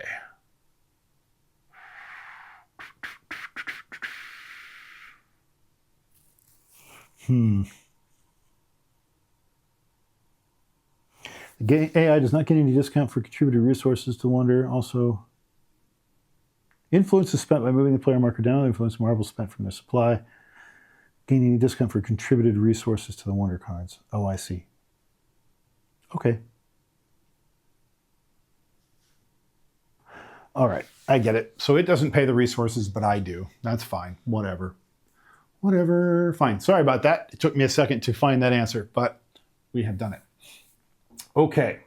It just earned 12 victory points, by the way. Not happy about that.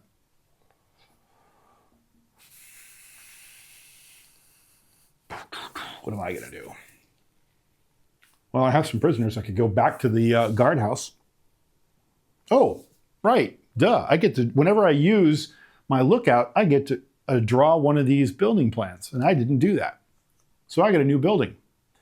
This is the arena. 5 wood and 5 stone, 7 victory points at the end of the game, and once I build it, I immediately gain 2 influence. Huh. I'm not sure I really want that.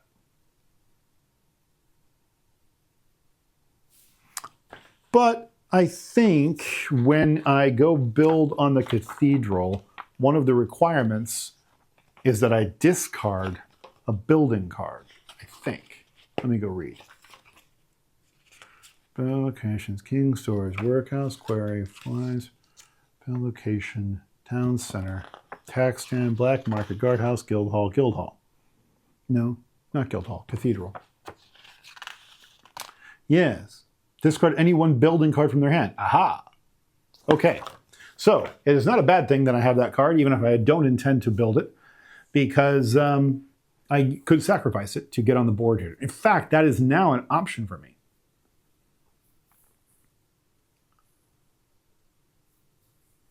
I think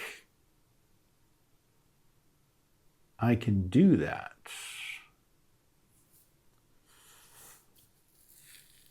I have a gold. I can get on the board.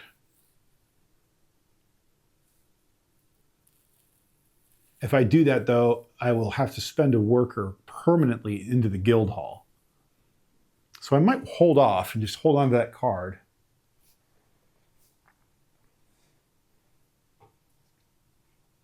Go get another building card and some more money.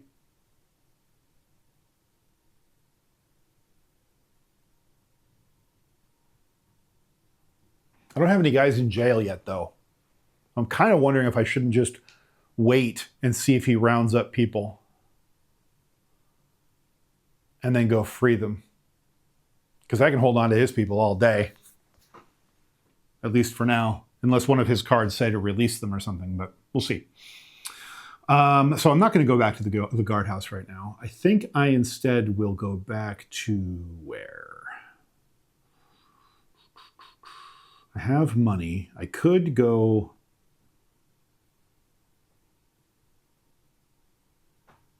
I could try to earn some more marble. And that works into my favor with actually getting apprentices, because that generates me marble when I get apprentices. So...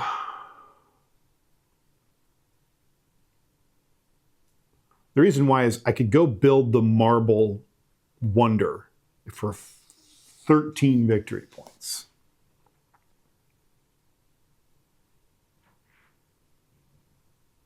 And if I do that,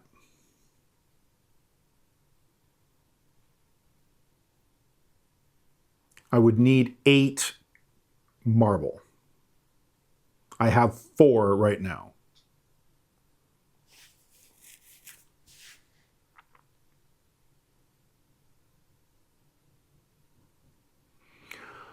When you build the cathedral, though, do I just put it... can I put it on any row? Or what? Yeah. Yes. And the cathedral. Cathedral. Up 1 level. I see. Okay, yeah. You work your way up the thing. So I have to keep paying in that order. So I have, and the reason I ask is I have the resources to pay for a higher tier right now.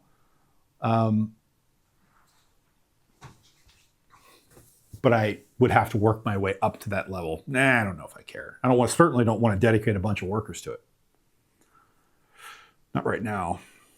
I would rather just keep getting marble and see if I can't get that building built for 13 victory points.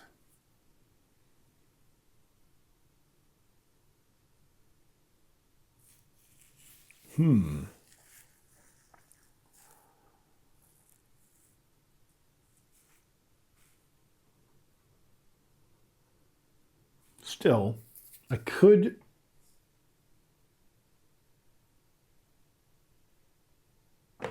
Just debating.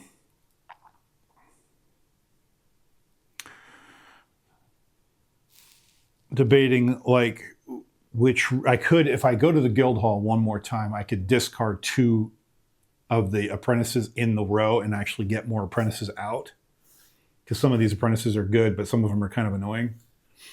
So, but they're just clogging up the works a little. This peddler, though, I wouldn't mind the peddler because every time the black market resets, I gain 2 influence. That's handy.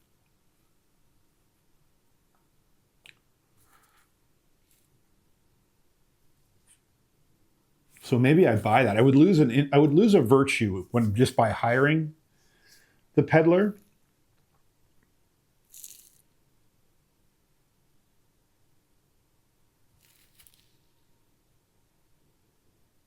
And again, the tinkerer would let me convert clay into, but I'd have to go to the king's storehouse every time. I might just do that just to ignore the conversion stuff. I don't know. I certainly don't want to spend $4 to go to the workshop and hire that person. How else can I do it?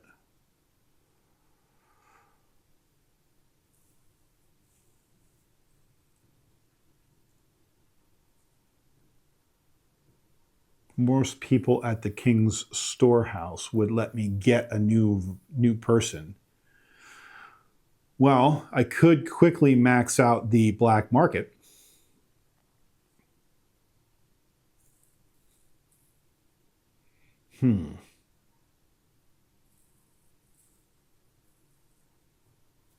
Yeah. Because if I cause a black market reset and I have the most workers at the king's storehouse at that time, then the princess will let me have a free apprentice. And not for nothing, that will also gain me 2 marble. So we're going to do that. We're going to go to the most expensive spot. We're going to spend $3 and we're going to lose a virtue. And we're going to gain the resources listed on this card here, this bottom one here. And it is 2 stone, a wood, and a marble. Okay. Okay. Done. What's he going to do? Well, do I have 2 people in prison? I do. 1 action per prisoner. Really? That is a lot, dude.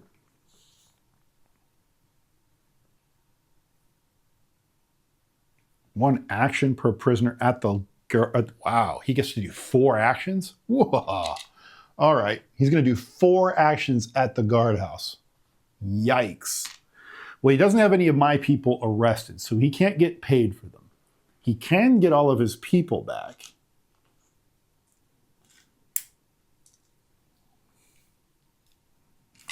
So he gets all of his people back. Now, what's kind of weird is I'm not quite sure whether he'd spend all that money. Construction, resource track, variant, scheme cards. Yeah.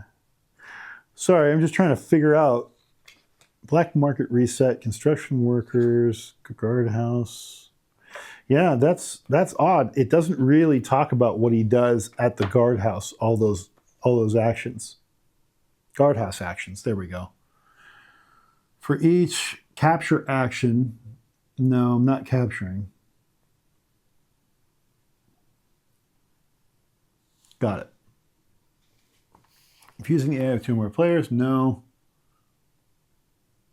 When taking actions at the guardhouse, the AI will aims to fulfill the topmost action on their player board. Oh, it's right here on their board. Okay, let's take a look at their player board.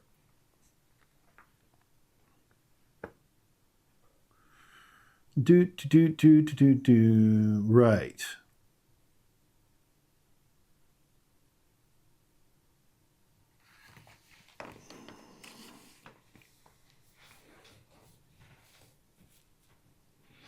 So the first thing it wants to do is free its people from prison. So that's what it did, the first action. Second action is it would get paid money for any arrested workers it had by putting those people into prison. He didn't have any of my prisoners at the time, so he doesn't get anything. Here it says, go into debt and lose a virtue, but get any workers that I currently have arrested in my custody back. So he's going to take on a debt and he's going to lose one virtue.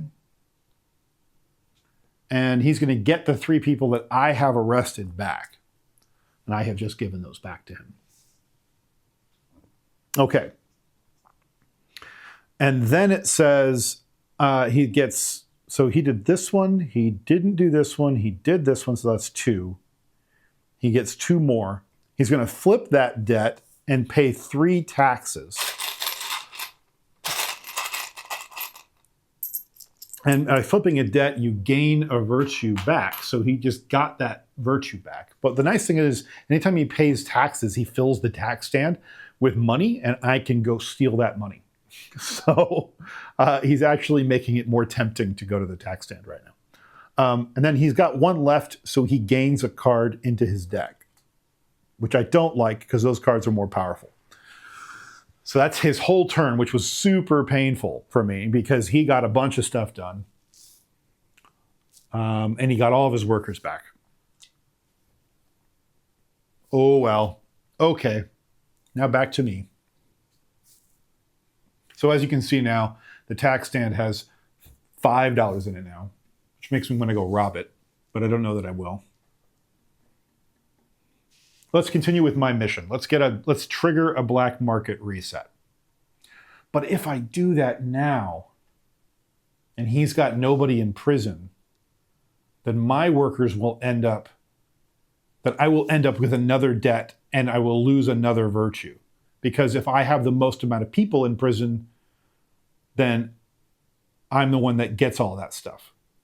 And I don't want to do any of that. So I need to get some stuff, I need to get one of his workers arrested and dropped off before he gets to the black market. That's a problem. Okay. Well, it's not really. I'm going to spend a worker here. And I still ignore my tax debt. But I don't ignore this one. So I still have to spend $1. But I don't pay the other tax. And I get to make 2 arrests because I have 2 workers there. So I'm going to arrest at the market and at the guardhouse. Yeah. Okay, so I've arrested his 2 workers by going to the town center. Now all I have to do is survive 1 more round without him going to the black market so I can go drop them off at the guardhouse and make him get another debt. Let's see what he does.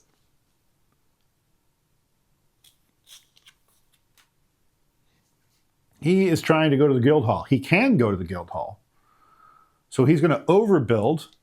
He's going to put a guy on the guild hall and get a building ornamentation card. So he's going to put his little worker on top of his worker. Ooh, you can barely see that, huh? So we both have 2 stacked workers there. That's what happens when you get an artisan card. So you don't artificially rush the end of the game. And so he gets to gain an artisan card. Which one he gains depends on where his marker currently is. So he's going to gain the 3rd one. He's going to gain this one. And he's going to place that on the only building he's got, which is the Wonder. He immediately gets 3 stone, which I don't know that he actually gains. I think he just ignores it because he just wants the victory points. So that's that. This gets refilled. Okay. So now back down here, you can see he's got, oh, you can't see. Here, I'll shift over. So now he's got the Wonder card with his little adornment on it that he just got. Okay. Okay. How long have we been going for? I can't tell. You'd think it would have like a time thing here. Board games. I don't think I've been going for too long. Oh, it's only 2? Okay. All right. I can go for at least another half an hour.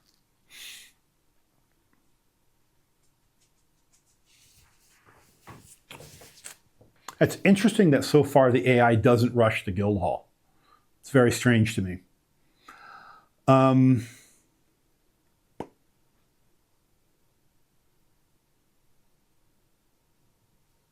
Well,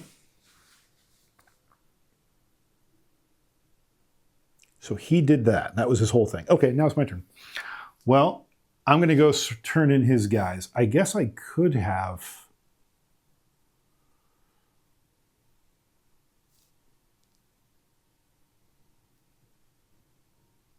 Oh, I'm going to need to.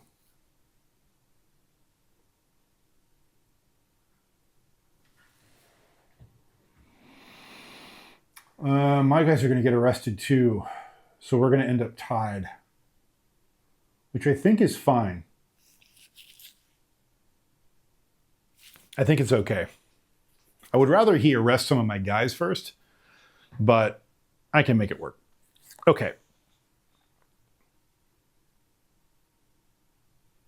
I don't have enough money. I do have a debt that I need to get paid, but I don't have the money to do that. So, do I go turn in the worker? I think I better. Okay, so we're going to go to the guardhouse. I have 2 workers at the guardhouse. That means I have 3, technically. I'm going to get paid $2 to turn in his 2 workers.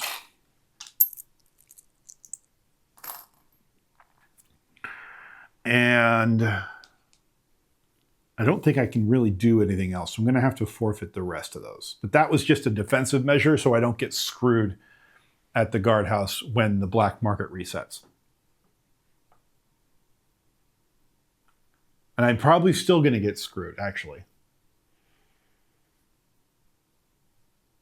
I wish he had more workers out. That would sure be nice right now. Let's see what he does.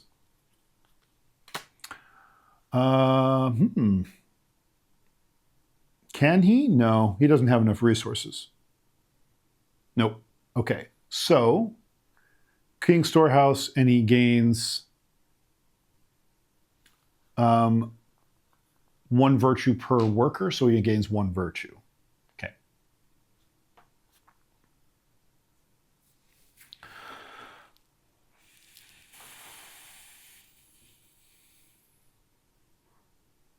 I could arrest him again, but that's slim pickings. I should just worry about myself. Maybe I don't care. Maybe I shouldn't care so much about the debts and the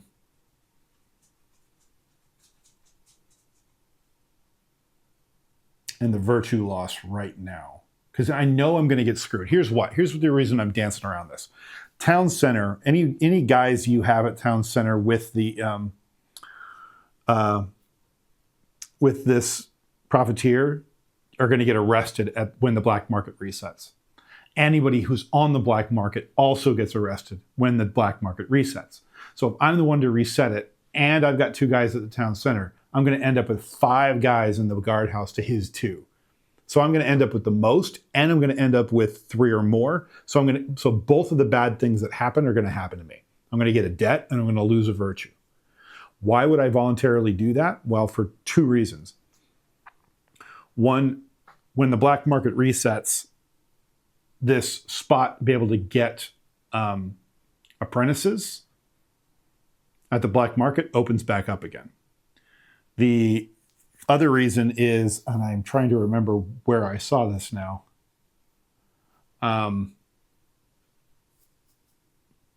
Where is it? Where is it? There was something else. Oh, I would gain. Oh, right. It was the King's Storehouse. If I have the most amount of workers at the King's Storehouse, I would be able to get one. So I would be able to get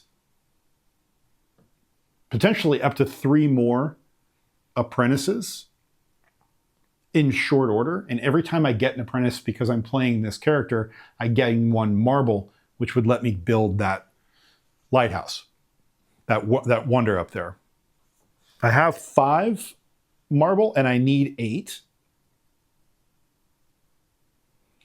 I could go see the princess and contribute a marble just to gain the virtue, or sorry, the influence.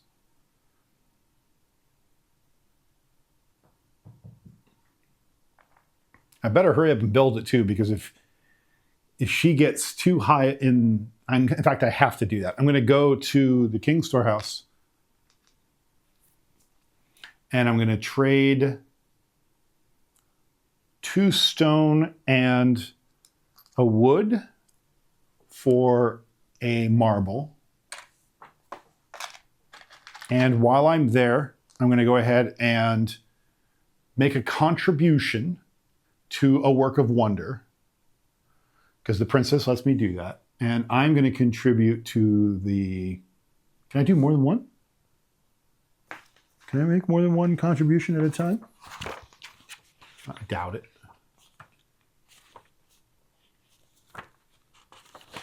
I doubt it. Contributions.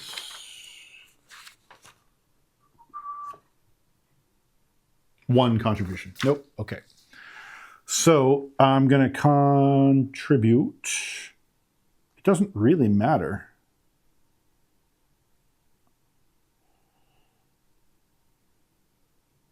And he doesn't benefit from the discounts, but I do. So I'll contribute to the marble, because when I contribute to the marble, I get 2 influence, 1, 2, 3, but I also get one of these scroll cards. And one of these scroll cards here says I get a virtue and 2 stone. Not a bad thing, because I need the virtue and 2 stones. So I get 2 of my stones back. Nice. Okay, bottom of the deck for me. All right. Back to here. Actually, yeah, 2 stone. All right. So now when the black market resets, all of those contributions will go out on the wonder cards to make them cheaper. Welcome back in, everybody. We're playing a bit of Architects of the West Kingdom here. Okay, so my dogs are getting really antsy that I've been sitting here this long. All right, so what did I just do there? I got some... I didn't actually go visit her, though. So let's go actually put my worker out there. Okay.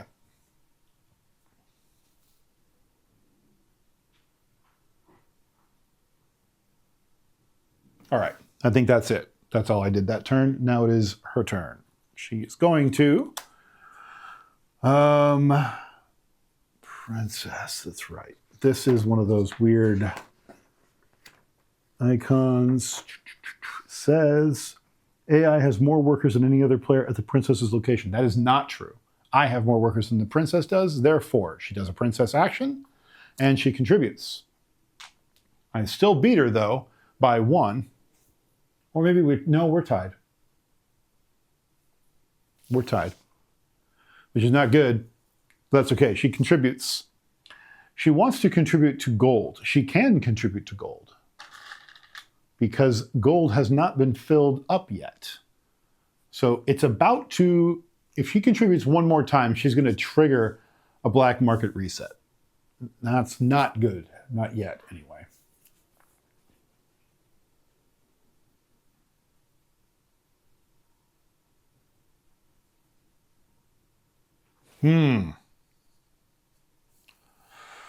Okay.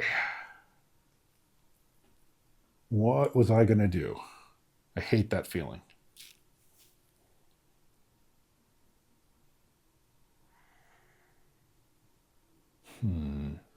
Well,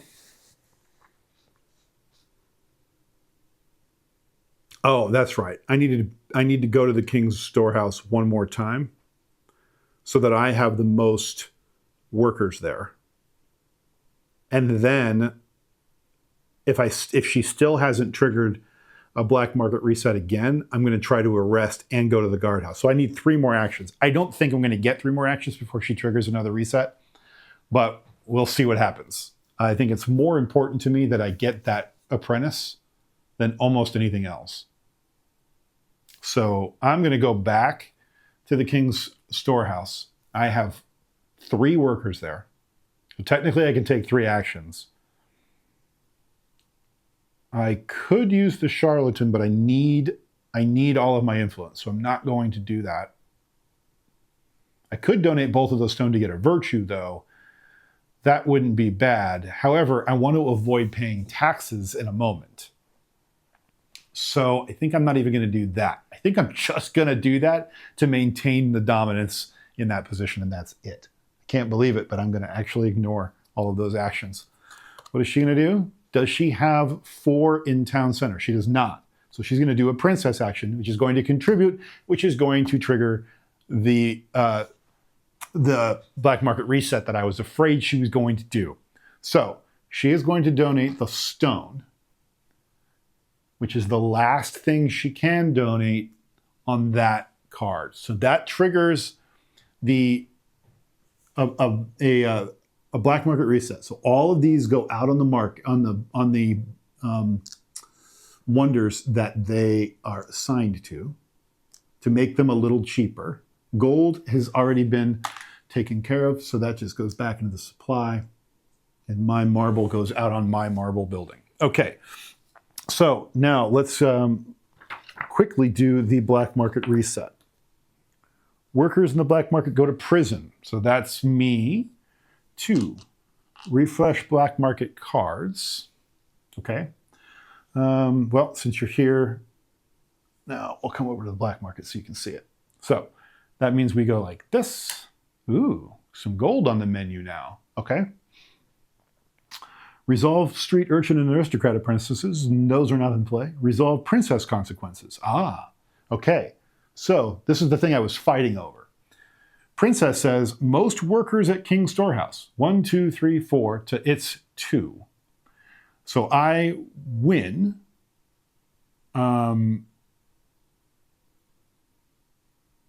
Yeah, I win the contest. So I get either an adornment card, or sorry, a tool card from up there, or I get an apprentice. I think I want the apprentice because I want the marble that I would get for it. But I'm looking at it, and I don't see anything up there that's really telling me, yeah, go get one of those. So let's go get the apprentice instead.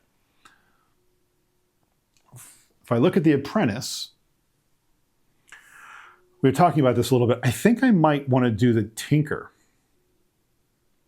because I can get clay in the mines pretty easy and convert them over into wood and stone for the King's Storehouse and or the cathedral, and or buildings. So that's pretty useful. And or convert them at the storehouse into virtue or marble. So I feel like Tinker's probably the way to go. We're going to pick up Tinker. He's our 4th apprentice.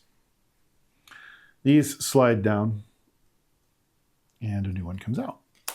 Another Tinker. Interesting. Okay. All right, so that takes care of the princess.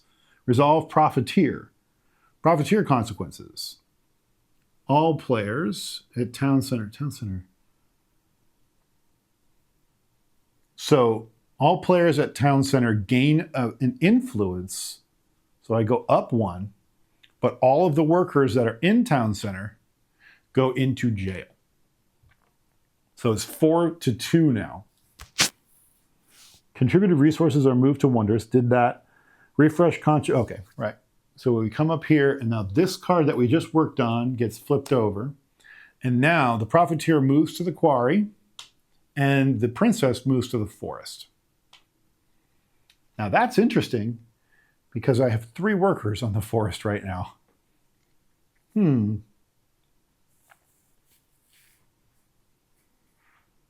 I might want to go arrest my own guys. I might do an arrest at the king's storehouse.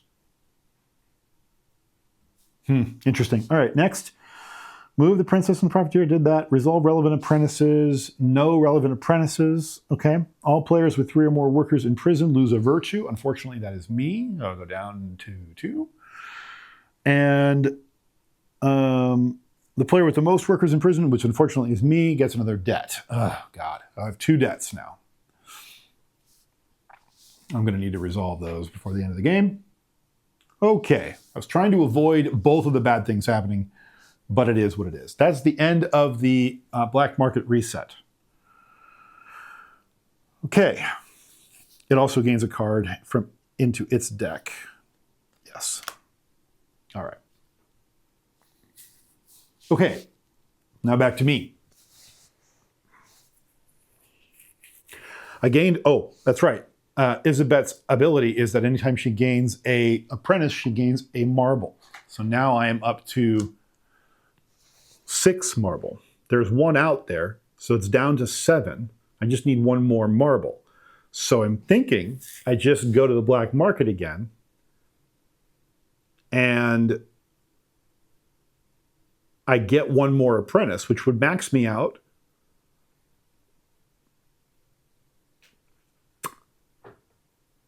But I would have enough to build that building finally. So that's what we're going to do. With one of my remaining workers, we're going to go to the black market. We're going to spend 2 of our hard-earned dollars. We're going to lose a virtue because we're doing business on the black market again. And we're getting another apprentice, which will earn us a last marble. Part of me is like, get the peddler, but I don't want to lose another virtue for hiring him.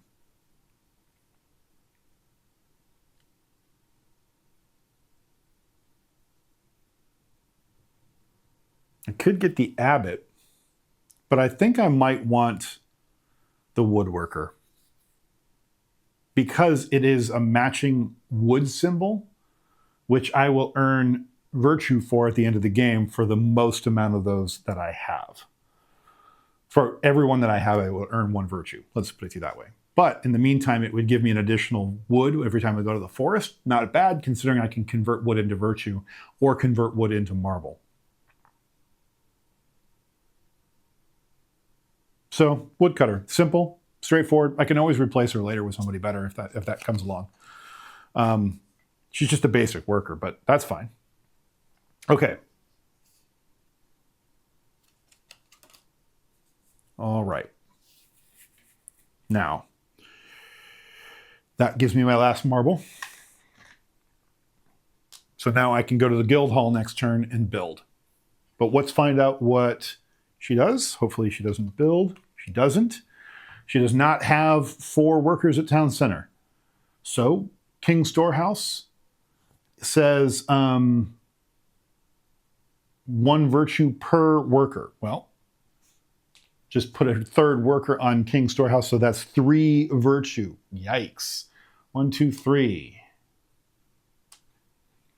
Okay, so here's where we stand on virtue. She's way up here at 10 now, getting a victory point, and I'm down here at 1, getting -8 victory points. I'm going to need to deal with that sooner versus later if I want to win this game. But let's first and foremost go build my building before she has a chance to come along and snipe it out from underneath me. So we're going to put our worker out on the guild hall and knock over a bunch of workers in the process, which is always fun. Okay. Okay. So the guild hall at the moment looks like that. I've just covered up the first space, which I believe means I get to discard the column of my choosing in the apprentice, in the workshop, rather. I believe that's what that means. That's how I'm going to read it. If anybody knows the answer to that question authoritatively, let me know. But I believe that is the case. This is, I believe, an Age of Artisans board. Maybe not. Maybe it is a Works of Wonder. Oh, Garfield, please, my kingdom for a consolidated rule book. It is just painful to deal with. There it is. Placing first worker over the business, discard both apprentices in the leftmost column. Ah, okay. That's fine. It's less sexy, but it's fine. I don't have any agency, but these 2 get to go away. That's all right with me. That's fine. And then everybody slides down. But now those are interesting, at least. Patrons. Ooh, upside down. Aristocrat is finally out on the board. Interesting. Okay.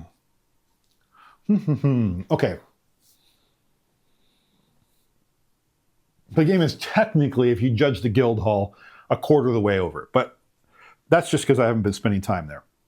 If I spent some more time building buildings, this would be over a lot faster. But, so, first and foremost, I spent my worker over in the guild hall, so I'm going to build this cathedral. It is 7. It takes 7 additional marble, because there's 1 on it right now. It costs 3 influence. I have 4, so I'm going to go down to 1. And it costs 3 taxed money. Well, because I am a criminal, I don't pay 2 taxed money, but I do pay 1 because I can only negate 2 of them right now. So I pay 1 into the tax hall or tax stand, and that's that. This comes off at all of my marble, gets discarded. Okay. Boom. All right. Now I decide where this 13-point monument that I just built goes. Oh, and before building it, I gained 2 virtue. Thank God. And now I get to decide where this is going to go. Works of Wonder, when you build one, this is my first time building one of these, so give me just a second because I want to make sure. Right. Right. Okay, I can put it on either the King's Storehouse, the Town Center, the Workshop, the Silversmith, the Quarry, the Forest, or the Guardhouse. I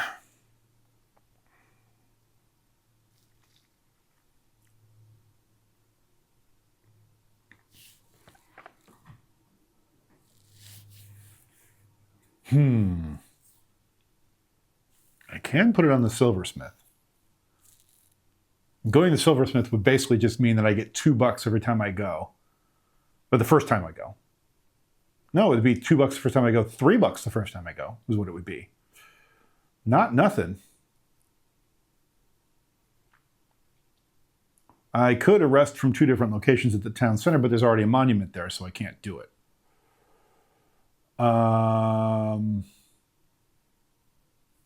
I kind of like the silversmith. Yeah, I'm going to put it on the silversmith. Okay, so my building is now out on the silversmith. I built the lighthouse. And now I can either, actually, the fine print on the card is interesting. Let me push it up so you can see it. There we go. It's in the very corner there. It says it either acts as an additional worker or you gain 1 influence. So that's pretty cool. I haven't been using the silversmith at all, but that doesn't mean I wouldn't. Now that it makes me $3 every time I go, I might do that. All right, hopefully it arrests me, but if it doesn't, I'll arrest myself next turn. But what's it gonna do? Does it have any arrested people? I believe is what that means. Has it arrested anyone?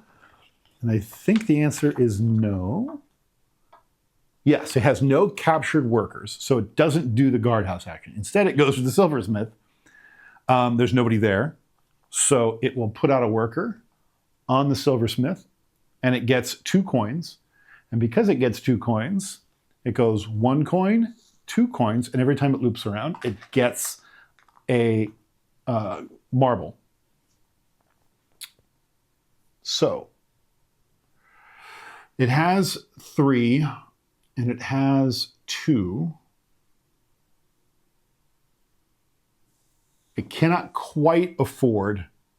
Oh, that's not true. No, it can't quite afford a, doesn't have enough influence yet to buy another wonder, but it's getting close. Okay.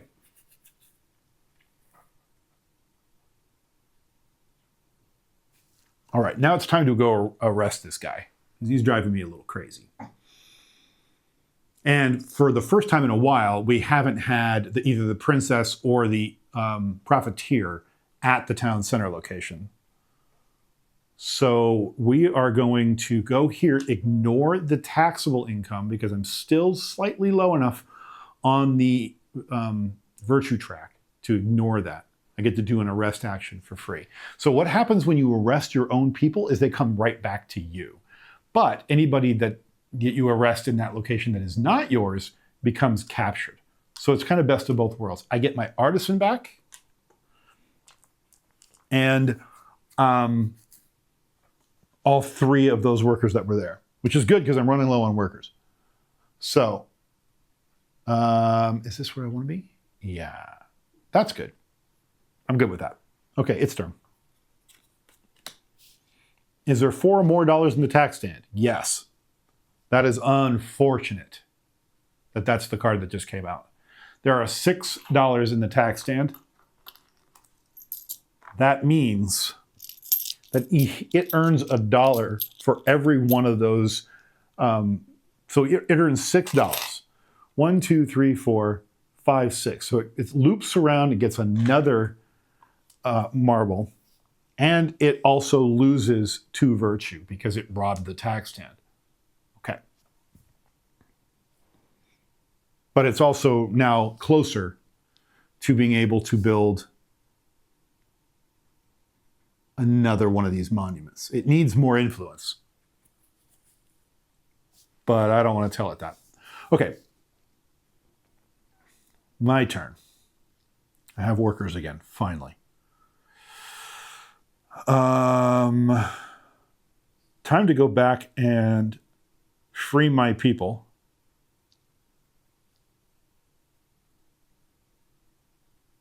Is it? Yeah. Yeah.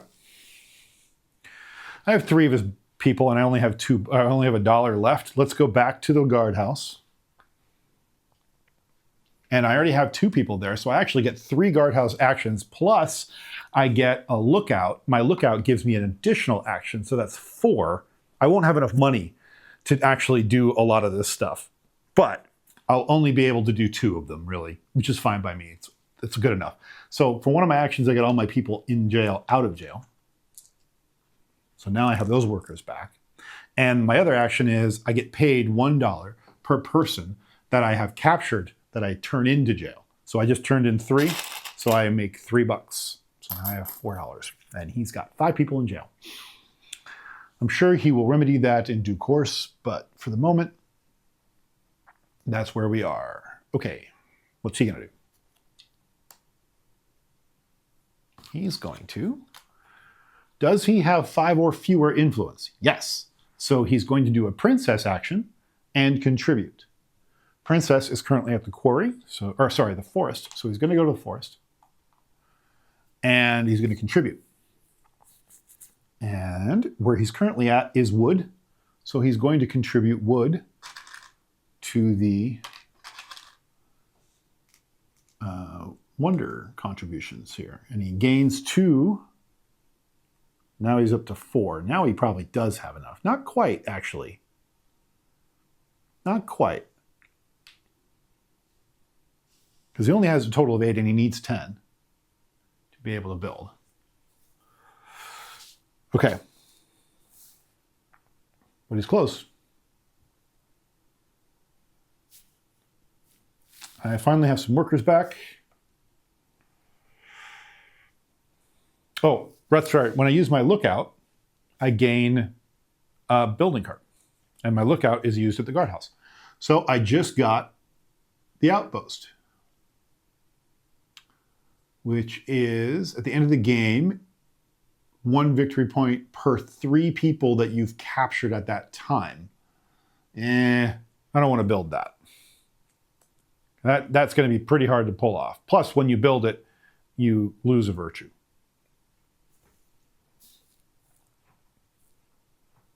That's okay, though. I can use it for cathedral if I felt like it. Maybe I do. Maybe I build cathedral. Do I have stone? Of course, the problem is the more people I lock into the guild hall now, the less I have for workers, because I have a lot of workers out right now, and he's not arresting people right now. So I'm not able to get my guys off the board unless I arrest myself. And he's scattered around so much that arresting right now doesn't seem like the right thing to do. So I don't really want to contribute a lot to the guild hall without some feeling that I'm going to get my people back. Okay.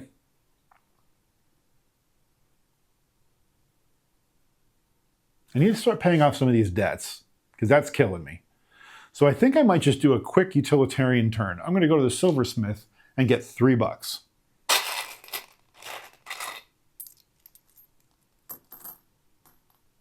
What's he going to do? Does he have a group of 3 people at town center? He does not. So he goes to the king's storehouse instead, and he gets 1 per worker. Well, he only has 1 worker, the worker he just placed there, and he gets 1 virtue. Up to 9. Easy.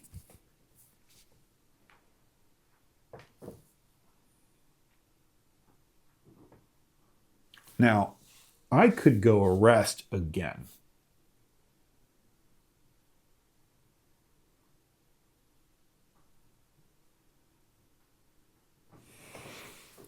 And if I did that, I'd be able to arrest in 2 locations and pay $1. I would get 5 workers back and I would arrest 2 of his workers.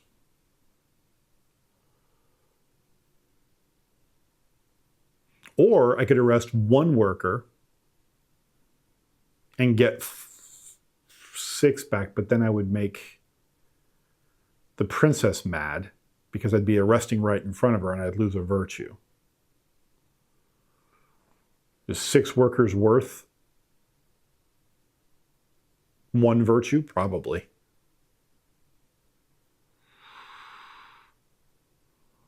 Yeah, I'm going to lose the virtue. We're going to go to town center here. And because we have 2 workers there, I would have to pay 1 regular money and 1 tax money. But because I am a criminal, I don't pay the tax money. I just pay the regular money. And now I can do 2 arrests. So the arrest I'm going to make is 1, I'm going to arrest my own people off the guardhouse. They just come right back to me. And I'm going to arrest the forest location where the princess is. Now, because I've done that, I lose a virtue because I arrested people in front of the princess, and the princess doesn't like that. But I got 6 of my workers back and 1 of his, and I lost 1 virtue in the process. That's not too terrible. Technically, I could discard 2 influence if I had it to ignore the loss of 1 virtue, but I, A, don't have it, and 2, don't really want to spend 2, even if I did. Okay, let's see what it does. Workshop. Oof. Okay, workshop means he's going to discard these 2. He's discarding some apprentices off the board based on where the marker is on his board. And he pays $2 in taxes. Okay. And then he gets, because he went to the workshop, he gets 2 cards from his deck. 1 card from his deck, because it's 1 card plus 1 card for every 2 workers at the workshop. He only has 1. So he only gets 1 card added. Cool. All right. Okay. Now back to me.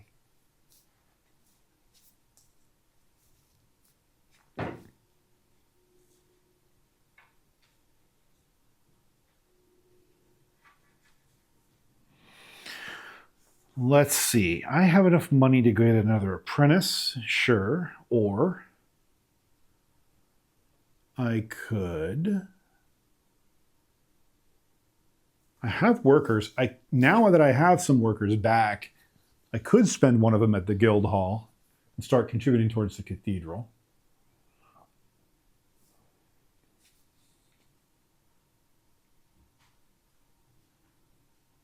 I should have gone to the forest one more time and gotten a bunch of wood before I arrested all my guys. That was dumb.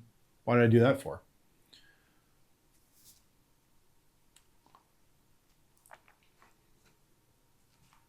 Of course, I could do that with the mines. Yeah.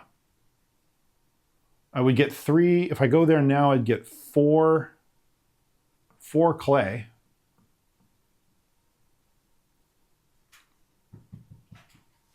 Let's do that. Let's go here. We'll get 4 clay. Well, hold on.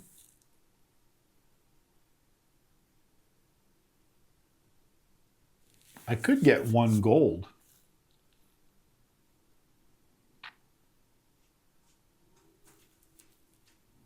Nah, let's get 4 clay. Let's get 4 clay because we have the tinkerer that will let me visit the town storehouse and convert them into stone and wood. Okay, now what does he do? Are there 8 or more dollars in the tax den? There is not. Okay, fine, I'll do a princess action instead. So she's going to do a contribution, which is still wood, but it's already been done, so it'll be stone instead. Okay. And he puts a worker out on the forest. And then also gains a card, which I do not like. Okay.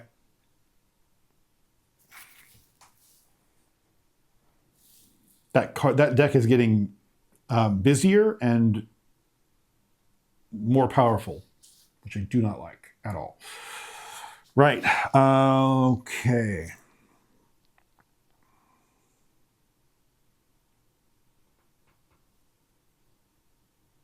Ooh. Check this out. If I let him win the most workers at the forest right now, he will get 3 cards added to his deck. And those are all powerful cards. or her deck, the aristocrat. So I need to worry about that. I should have left my workers there. I shouldn't. I should have been paying more attention to that.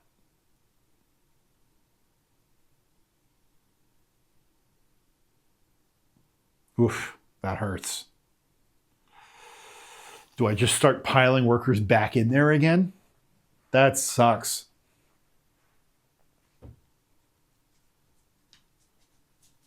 I mean, it's not like it's a bad thing to have a bunch of wood. So like, okay, fine. I'll put a worker out here and just at least make it so that it's not easy. And I'll get 1 wood. It's fine. Okay, now what's it going to do? Well, it's going to shuffle this rather large deck of cards now. It wasn't very big, but it is now.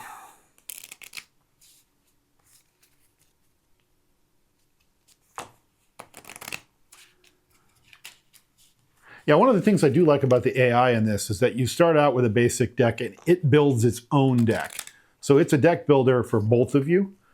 It isn't just you getting more powerful and it cycling through the same set of actions over and over again. Its actions get dynamic too. Okay. Guildhall. Finally going to build something, I think. We'll see. Actually doesn't have enough influence. 4 and 4 is 8, does not have 10, can't build. Okay, next, builds at the Guildhall instead, or Cathedral rather. Okay, so puts a worker on the Cathedral. So there's the timer at least. Okay, and that moves up 1. Okay. Okay.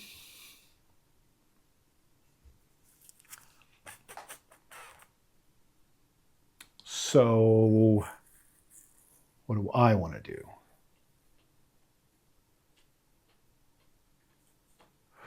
Well,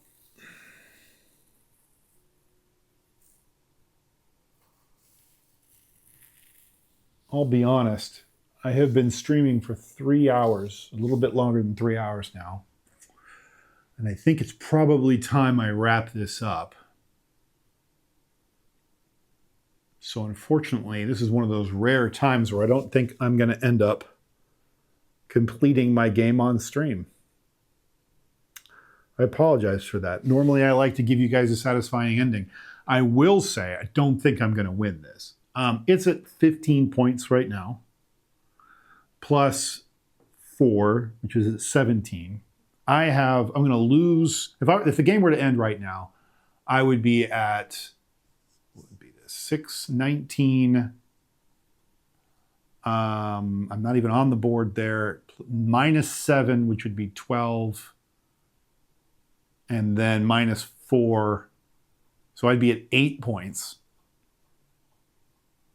Yeah, it's got me pretty handily beat. Even if I spend a bunch of time and money in the next round or next 3 or 4 turns reversing those debts, it's still going to beat me by a significant margin at the moment. I'd be at 19 and it would be at 15 plus 4 is 19. So unless I get my influence up, I don't see how that's going to be solved. Now I'm in the mid game, so I'm intentionally low on the on the virtue.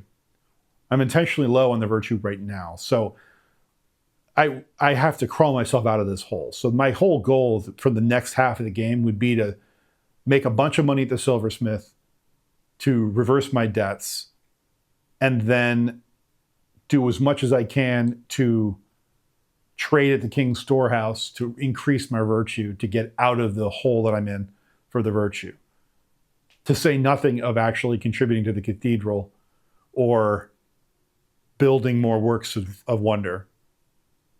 So it's going to be a long haul. I don't think I'm actually going to pull this one out. And if I did, it would be very, very marginal. And the game's going to take at least another hour and a half of me playing like this to get that far. So I think I'm going to call it here. I'm going to call it here as probably a thin loss. I don't think I'm actually going to win this one, but I apologize. Normally I like to give you guys some closure of a full game, but this is a long game to play solo while you're trying to narrate it and explain it to people and relearn the game. So Apologies, I couldn't get this one wrapped today. But I hope you enjoyed what you saw. I hope it was enough.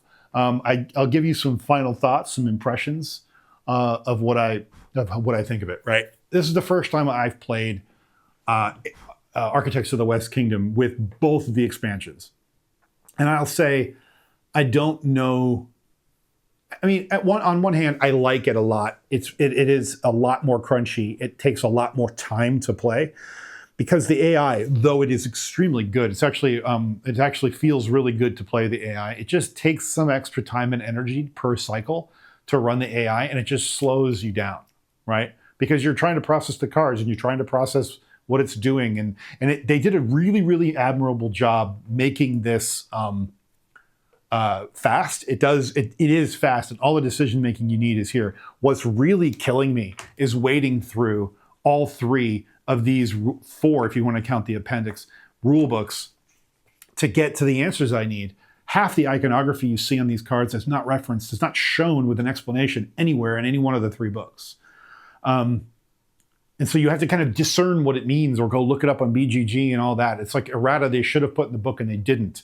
They didn't give you a cohesive player aid with the last expansion that explains all of the iconography. They didn't give you a single card with all the icons on it. They did give you this player aid per player, which is, I guess, useful, but I don't know that I've even referenced it once.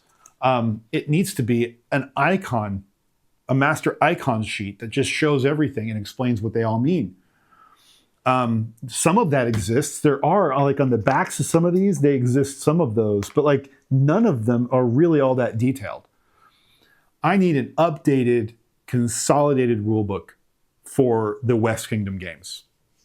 At least each individual one, actually, because they each have 2 expansions. It's to wade through these is just so painful, and in this day and age, kind of inexcusable. I really wish that they would spend the time to at least put it on for sale. I don't care. Charge me $10. I'll spend the $10 to buy just the book. I really would. I wish more publishers would do that. I like Garfield games. I actually really like this game. And I feel like part of why I'm just complaining right now is because of that problem and not because of the gameplay experience. I still want to keep Architects of the West Kingdom in my collection. I still think it is one of the best worker placement games that I own because of that capture mechanic that I love so much, where you're arresting and turning into the guardhouse, but you're spending actions to do it, and you're spending all this time to do that rather than doing other things. So you have to really budget where you're going and what you're doing. I love that you get 20 workers at the beginning of the game. I love the asymmetric player powers and player starts that you get. I love what Age of Artisans adds, that card crafting capability in 2 different ways. I like the influence, the influence board and the extra worker placement, or the extra apprentice slots that you see 10 cards instead. I like the wonders and the ability to create an asymmetric benefit that you gain for building a wonder. Honestly, there's so much to love about it. I'm only complaining so much because of those freaking rule books. So there you go. At the end of the day, great game. Desperately needs to be consolidated, cleaned up, errata included rulebook. And if it did, this game would just hum along because you would get a quick, streamlined setup for each of your different permutations of how you want to play the game. And it would be, the icons wouldn't be mysterious anymore. I love the game. Don't like the rule books. So unfortunately for me, it really downgrades the overall player experience more than I really would like it to. I would play this game a lot more if I didn't have to deal with that rulebook problem. And that's it. That's all from me. Thank you very much for joining me at the table today. See me again next week for something completely different. All right, guys, take care.